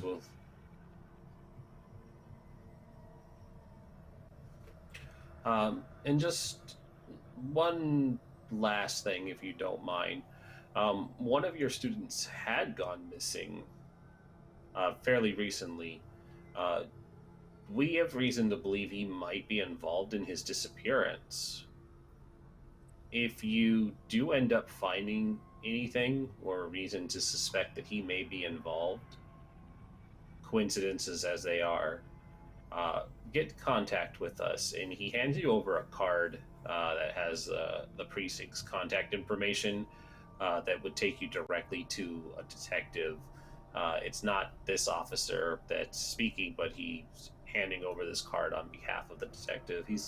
You can speak to this gentleman if you find out anything or any more information on this Ezekiel character. Oh well, it's really disturbing. I'll let you know if I find anything. Yeah, thank you for your time.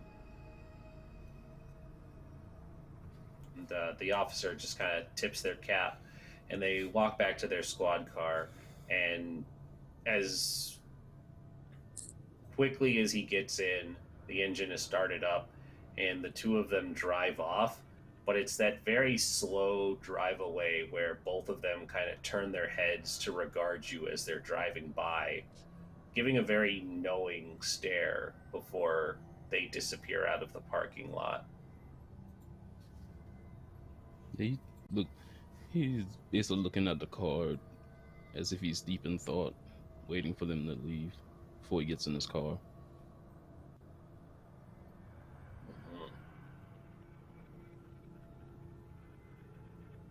And we'll go ahead and just fast forward, jump ahead to where you arrive outside of the house where the other three are waiting. Norah's now holding a puppy in hand. Ashlin's hand is bandaged up. And there's Ezekiel, looking just fine. Nothing can get to this man.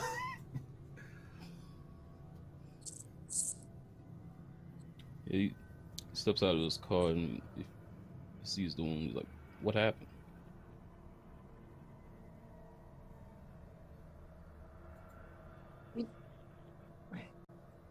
Where were you? She found a dog. She cut her hand on a knife, unfortunately.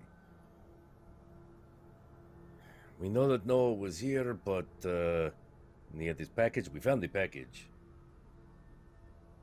Nothing particularly important, just more of the same type thing that we have been finding.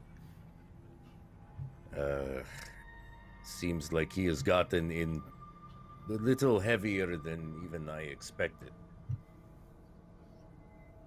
What do you mean you expected? Well, you know, whip is one thing. Scarring someone with it is completely another. Hood is one thing. Having group sex with people while you bark is another. You honestly believe her story? She was so strung out. She probably couldn't even know where she was. I'm pretty sure she recognized him, though.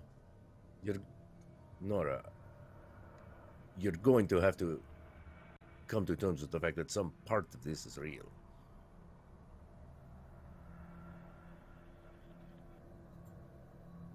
Something is going on and we have no idea what it is.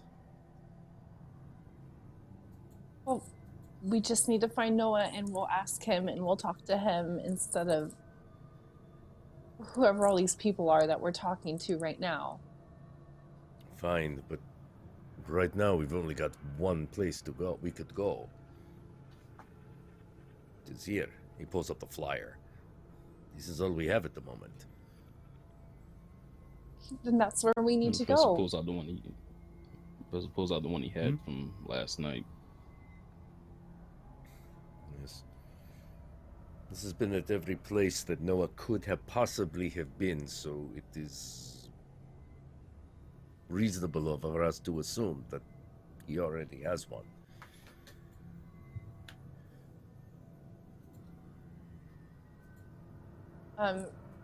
Nora's like already heading to the professor's car.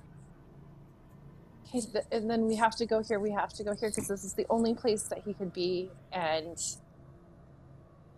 just like holding the puppy close to like try and gain Right. comfort from it. But Now this is like an event, right? It's not just like an address or a bar. It's like an event. Is most my read on it. Is that correct? It's an event that's being hosted at a nightclub. The nightclub is called Xanadu. Okay, so I'm assuming because it's a nightclub, no one's gonna be there during the day. Not during the day, no. Okay. Well, we've got nothing to do until this evening then. So why can't we go there now? No one will be there. It's a nightclub. It's daylight. It's noon. People have to set up. Not that early. You know, this is not going to be like... Well...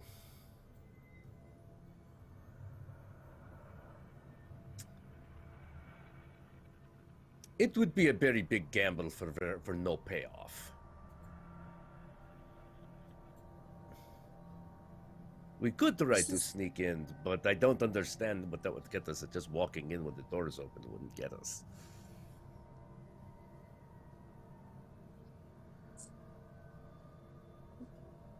It's like, then what are we gonna do for the next couple of hours?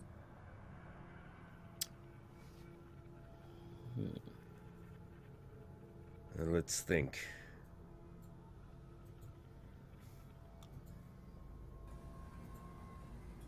You could feed your puppy. And the puppy gives another whimper and kind of licks at Nora's cheek. And it's also New York. There are probably people that live above this nightclub. I live above them anymore. It's not that unheard of. Yes, but I mean, like, we're going... Knocking on doors at the flophouse is one thing. Feel free, be my guest, though. We should probably put our heads together and come up with a plan before we rush off. Well, given the look of these things, what's the theme? The Like theme this is of, like a bondage event, right? Mm-hmm. Yeah, Okay, it's can giving, I go like with? It's giving off a very strong BDSM vibe to it, and kind of the information that's been given about what's been happening with Noah is it's leaning more towards gay BDSM, for that matter.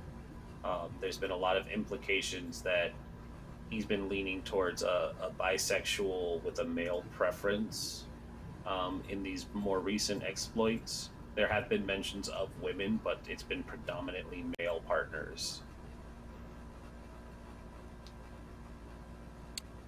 Is this an exclusive event, or is it anybody can just walk in? Or It does feel like it's open to the public, as long as you have the flyer. The club is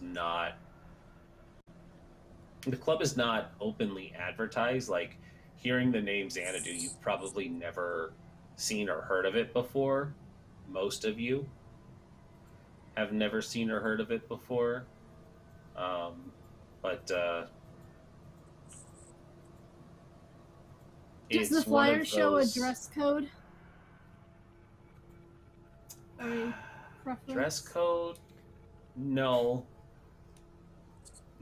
but it would largely be implied that it's not business casual as a BDSM club.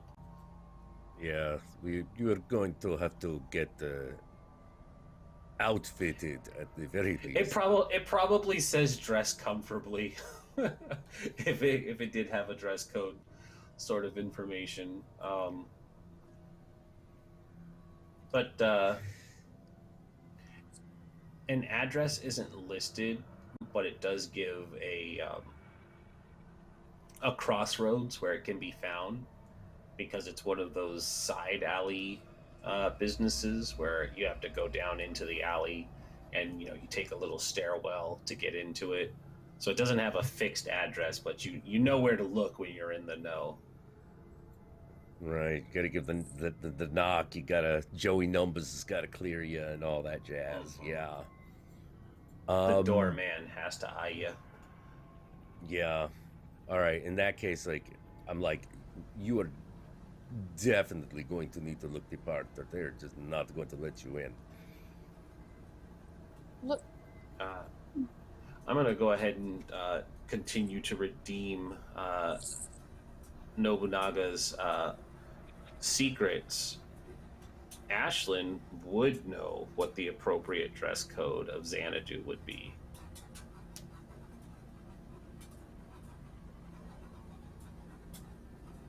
I have a few things that might be appropriate for Norah and I.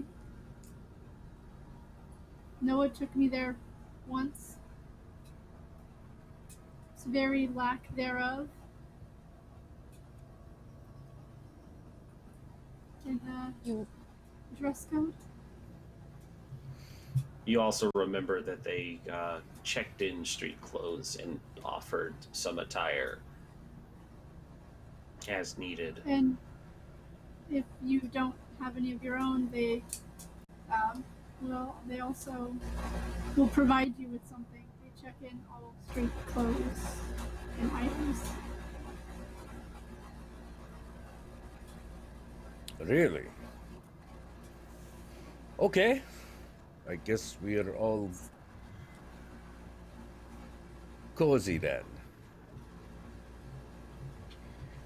I don't know exactly what the only plan that I can come up with is we go in and we start asking around. We look for Noah. It's a place he might show up. Look for him, look for a tall woman. And if we find nothing else by the end of the day, we got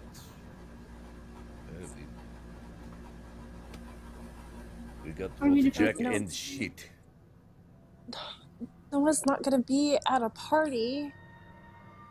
Why not? He's in a room somewhere. Xanadu has rooms. How do you know that? Special rooms.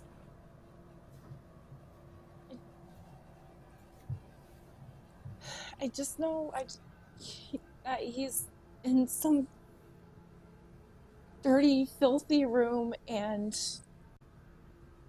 he's not just going to be out flaunting at a party. I don't know. It's just... I mean... Did you see this, or are you just worried about it? No, I saw this. Noah and I have always had a connection. And she'll look over at Ashlin, and in a dream.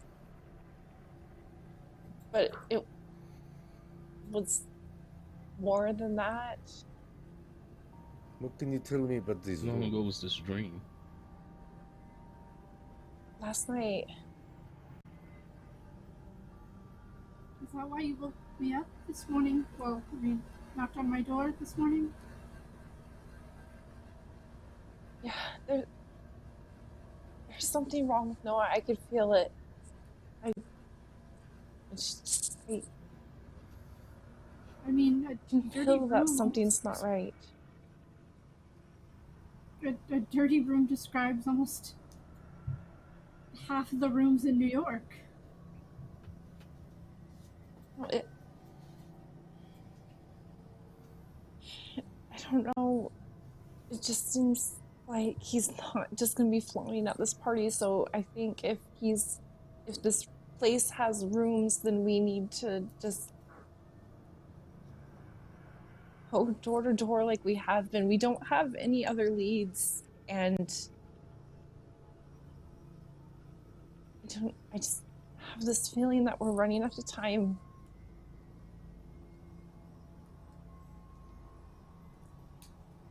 Yes, but we're not exactly the police. We can't just go entering places without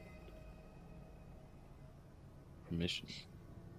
Well, we can. It just, little more difficult. The police aren't going to be at a place like this.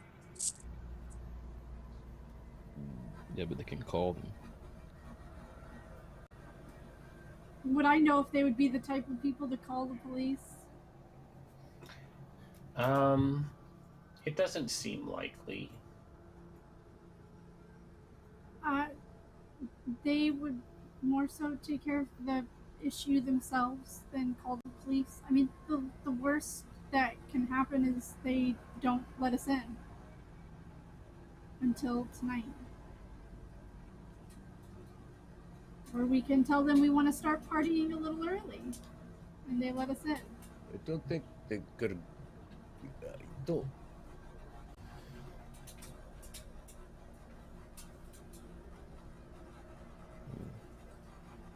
Let's just get out of this neighborhood. We need to... Ashley, you said there's a dress code that we need to get ready. Yeah. Okay. What should the professor and Ezekiel wear? You can get things there. Yeah.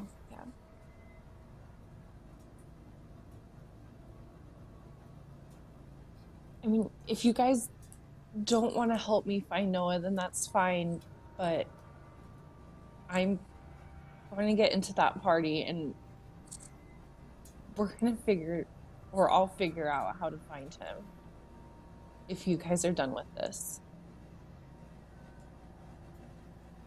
I'm still gonna try and find him. I'm gonna help you find him. I told you I would. I promised you would find him. And you will. We're all here because we want to find him.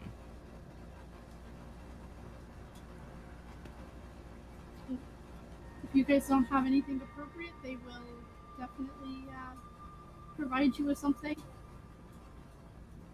I'm pretty sure Zeke can use his imagination for the dress code. I probably do not have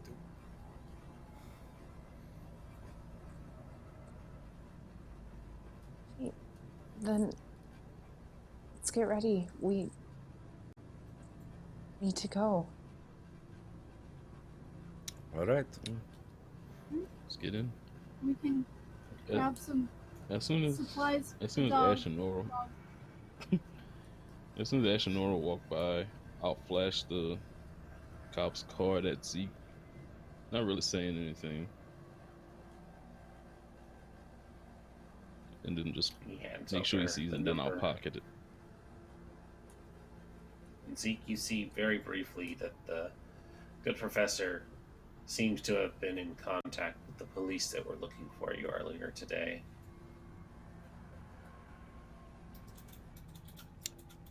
I look at him like dead in the eye. I'm just like, can I trust you? Cannot trust you. Big shout out, Perception Studio coming in with 74. Hello, everyone. Sweet. Welcome. Nice to have you all here. Big howdy doos. We are finding out some secrets about everybody today, including that the police have been looking for Ezekiel. He's like, can I? So he says, can I trust you? And Zeke is like, of course not. That was not the question.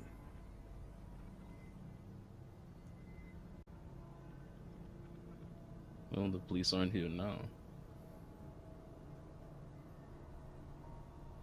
What did they want?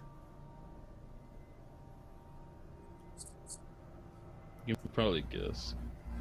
Probably know more about it than I do. What did they tell you? enough. I very much doubt that.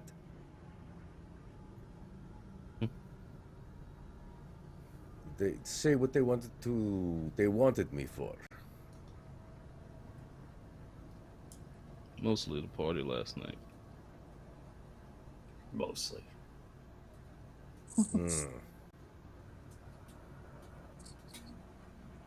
How do our ladies react to hearing the conversation from the back seat? No, he's having this outside the car before they get in. Oh, outside the car, excuse me. Yeah.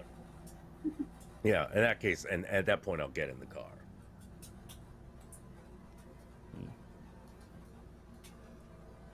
Is a little more hushed, and the separation between the door keeps it kind of quiet. The dog is content to stay with Norah, and it doesn't make much noise. But you do notice that it does have a dog collar, and it kind of jingles. And on the collar, there's no name, there's just an N.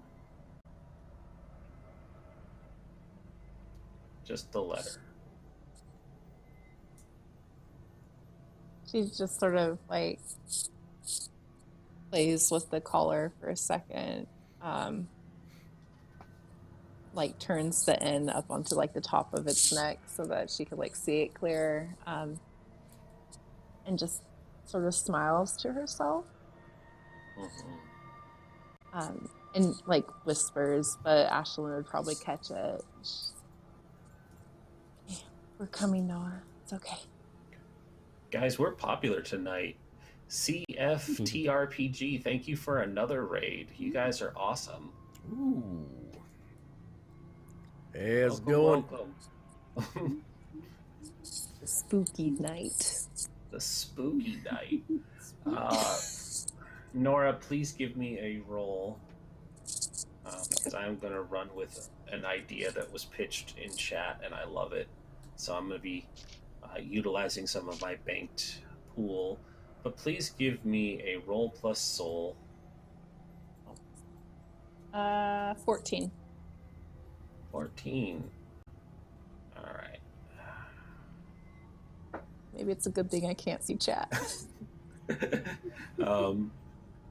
So you're looking at this dog, and its strange similar features to you and your twin. And as you turn over the collar with the tag of the inn, the dog kind of stops whimpering, and it just kind of turns around to sit in your lap and look up at you, and its mouth opens and words come out that don't quite fit what a dog should have, because dogs don't talk, for one, but two, for being a puppy, it's unusually deep, and it just says, "You can't trust them. They're all going to take him from you."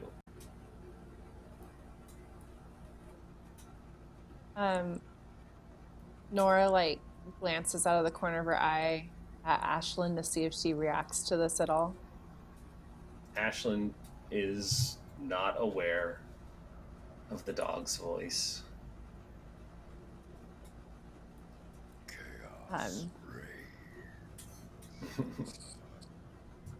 She leans in close. I can't let them take him from me. No, you can't. They all want him for themselves. Those things shouldn't have been done to her. They should have been done to me. Yes, he should have loved you.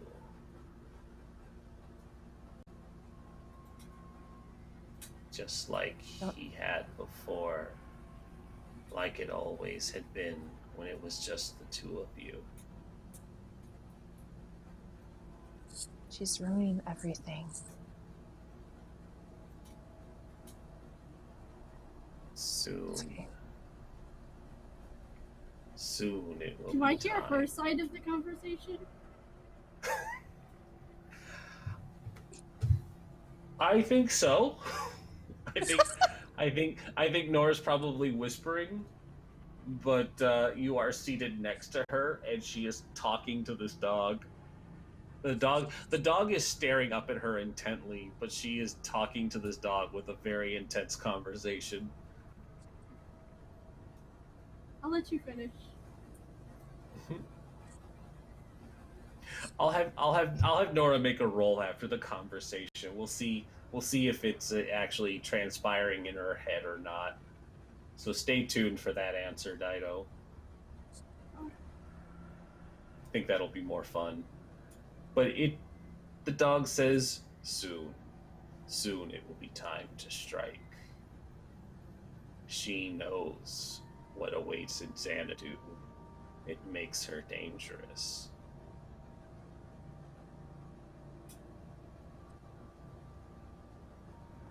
Before or after we get there? When will I know? Wait until you arrive. It will get you closer to him, and closer to a chance to be rid of her.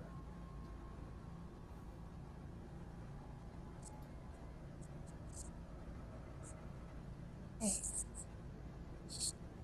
Beware the pretender. She is not your only obstacle.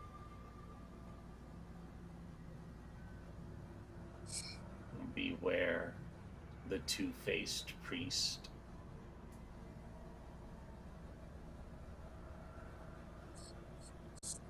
Okay. I'll do whatever I have to do to get him back. Once it's done, he will love you.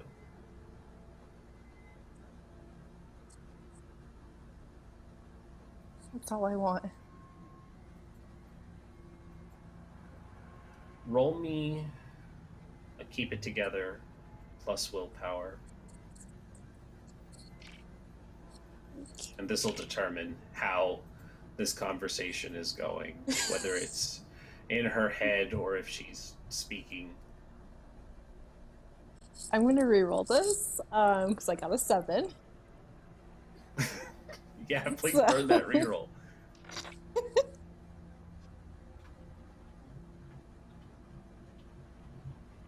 12. Okay, 12. On a 10 to 14, the effort to resist instills a condition which remains with you until you have time to recuperate. So you will have, you can pick one of the conditions: angry, sad, scared, guilt-ridden, obsessed, distracted. I know which one I would recommend. You could also become haunted, but if you pick angry, sad, scared, or guilt-ridden, it's a -1 to stability. If you take obsessed, which is what I would recommend because it seems like this is the direction we're going, it's a +1 relation to whatever caused this condition. So anytime you're interacting with the dog, you'll have a +1 bonus. Stuff is coming everywhere. Yeah, she's obsessed right now. All right. So no, Ashlin, you don't hear this conversation. What does end up happening, though, is she is fixated on this dog. The two of them, or not the two of them, she has fallen silent. You've never heard the dog speak, but it isn't whimpering, so that might be an improvement. But the dog is seated in her lap, looking directly up at her, and Norah is fixated, looking down into the dog's eyes, and the two of them are just kind of staring at each other during this car ride.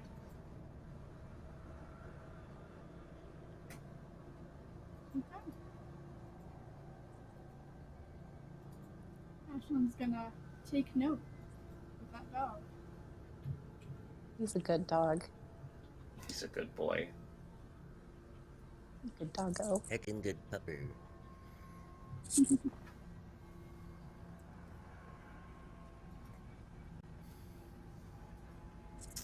Interesting. We are nearing the end of our time. I really don't have anything else for you guys tonight, so why don't we just wrap it up here and give the 15 minutes to close it out. So I'll finish tonight kind of like what we did last time, where just kind of we'll do the stars and wishes of something you guys liked and something you'd like to see a little more in the next coming episodes. As this is the halfway point, so it's all downhill from here, quite literally, as we go into episode 4 next week. So same order. We'll start with Dido. You can find me. You can find me at Dido11. I also play on Swindler's Den on Mondays and Wednesdays at 7:30. What I liked about tonight, there are so many things. The therapy session with the professor was enlightening. And that voodoo doll, I want to find out more about that doll. I want to find out more about that.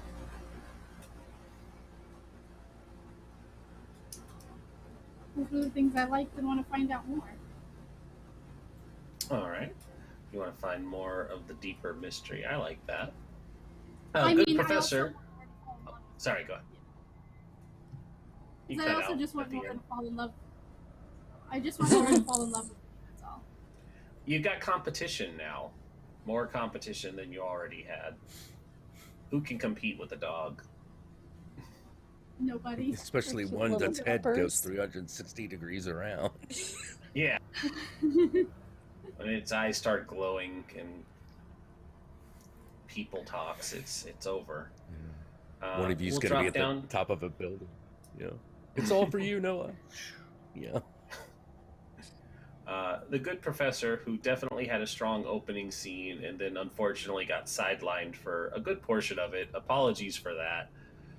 But your moments were always amazing, and I'm always happy to be able to have the good professor reveal that he's not as innocent as he makes himself out to be.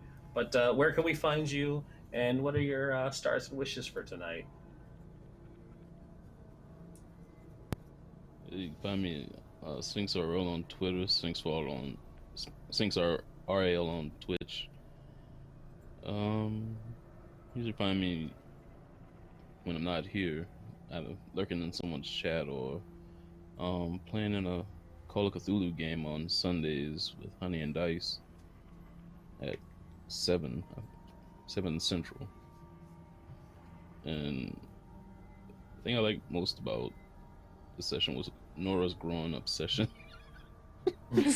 just the progression of it is interesting. I'm excited to see where it goes.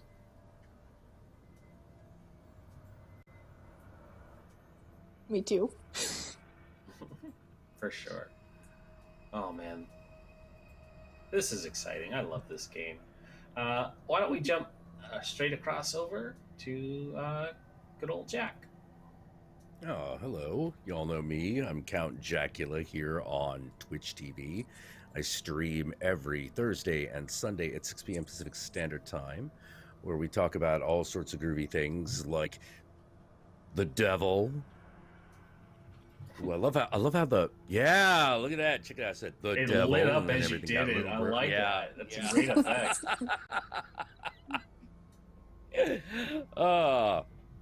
And all sorts of strange and taboo things, as well as just what we happen to like in video games and geek culture that week. You can also find me at Jack Satan Wave on Twitter and at Satanic Jacula on Instagram. And I would love to see you guys, all of you in the chat, any one of those things. Always come by and say Hail Satan. Probably my favorite part, Hail Satan. My favorite part of the game was probably, honestly, the talking dog, because I was really not expecting that.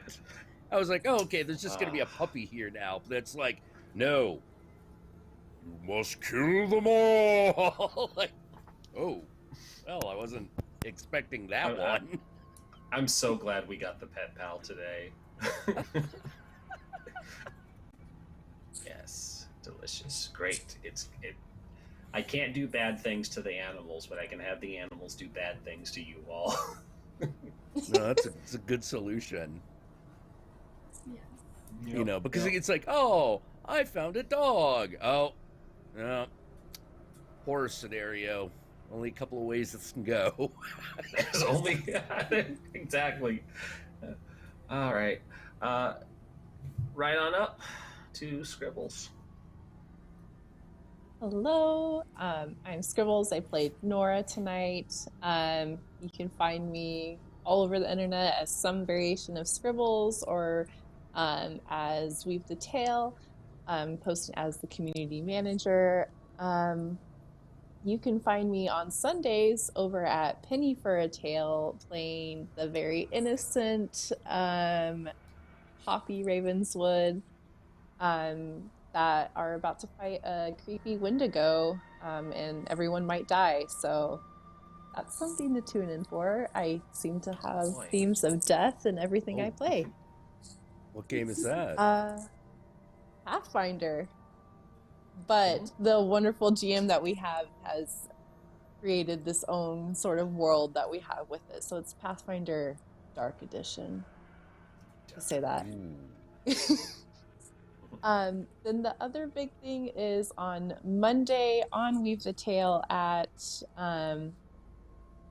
8 p.m. We will be having our charity event with masks. That all proceeds will be going to Young Minds. It is a mental health advocacy group for children, young adults. Super important to be getting that sort of awareness and reducing the stigma that is around mental health. Other than that, just check out the schedule. Always behind the scenes everywhere. So yeah, and my favorite part was definitely the talking dog, because I'm like, how am I going to take this doggo to this crazy BDSM club? And I'm like, the doggo comes everywhere because it talks to me. So it's my emotional support BDSM dog. You have to let it in. Yeah, you could just go full Karen on it. It's like, I need this dog. And they're like, lady, we're not that kind of club. I'm pretty sure they're about accessibility. Yeah. They keep everybody safe. exactly. Perfect. Like the ironic thing is that like a bondage club is one of the places where someone's like, it's my emotional support animal. People are likely to go like, okay, yeah, sure. Yeah, no, whatever. It checks out. Need emotional support. Come back. Yeah, like, it is a place where people do understand what emotional support is all about. It's true. The dog is here for aftercare. Yeah, exactly. You just better not piss and shit on my floor. Or in my car. Or in the car. Oh, well, he can do that in Devlin's car. That's Priorities. The dog does not poop or pee or need to eat. You know, be worse. For a dog that was stuck in the isn't the drawer, dog. it still hasn't gotten food or water yet. It's fine. Don't even question how long it's been in there. We're having a conversation. He could have told me he was hungry. Is the dog going to have to follow the Xanadu dress code? It might. We might have some doggy-sized assless chaps for it. Who knows? Give it like the little leather biker hat and everything. It'll be great. Tiny dog vest. Can someone please draw this? Artwork. If we're gonna get any Cult Downfall fan art, it needs to be BDSM doggy. yes. Exactly. Perfect. All right. I think I got a person who could draw that for us. Yeah, hashtag puppy play. Yeah, hashtag puppy play. All right. I mean, Noah liked to bark like a dog. Exactly. To close this out, I'm Rendis of Party Wipe Games. You can find me most days of the week on my own channel, Party Wipe Games, where we play a number of tabletop RPGs, including Dungeons and Dragons 5th edition. We also play Vampire the Masquerade, and we have been doing a couple of Savage World games as well. We just recently wrapped up Tales from the Loop, Things from the Flood, and soon I am going to be having a Kids on Brooms game coming up that will be happening over on Nomedic's channel quite literally before this one starts. So I am doubled up on Fridays pretty soon. So if you guys want to watch Legally Distinct Harry Potter and then watch a dog drive people insane, you can come back here to close out your Friday evenings. But that's pretty much it. My stars and wishes are pretty cheap. I feel it's a cop-out, but I enjoy everything that you guys do. It's a fantastic cast, and you guys just roll with the punches that I throw out, and the dice have not disappointed me yet because it just lets me keep building up stuff. We're at the halfway point, and I am going to be so sad when we get closer to the end because we're getting there. We're getting there. It's going to be over before we know it, but it'll only be episode 4 next week, so you'll still have 3 more weeks to look forward to, guys. Thanks for stopping by. Big shout out again to all of our raiders, all of our donations. Nobunaga, Odin, you are fantastic. We love you. And you guys have a great night. And we will see you next time.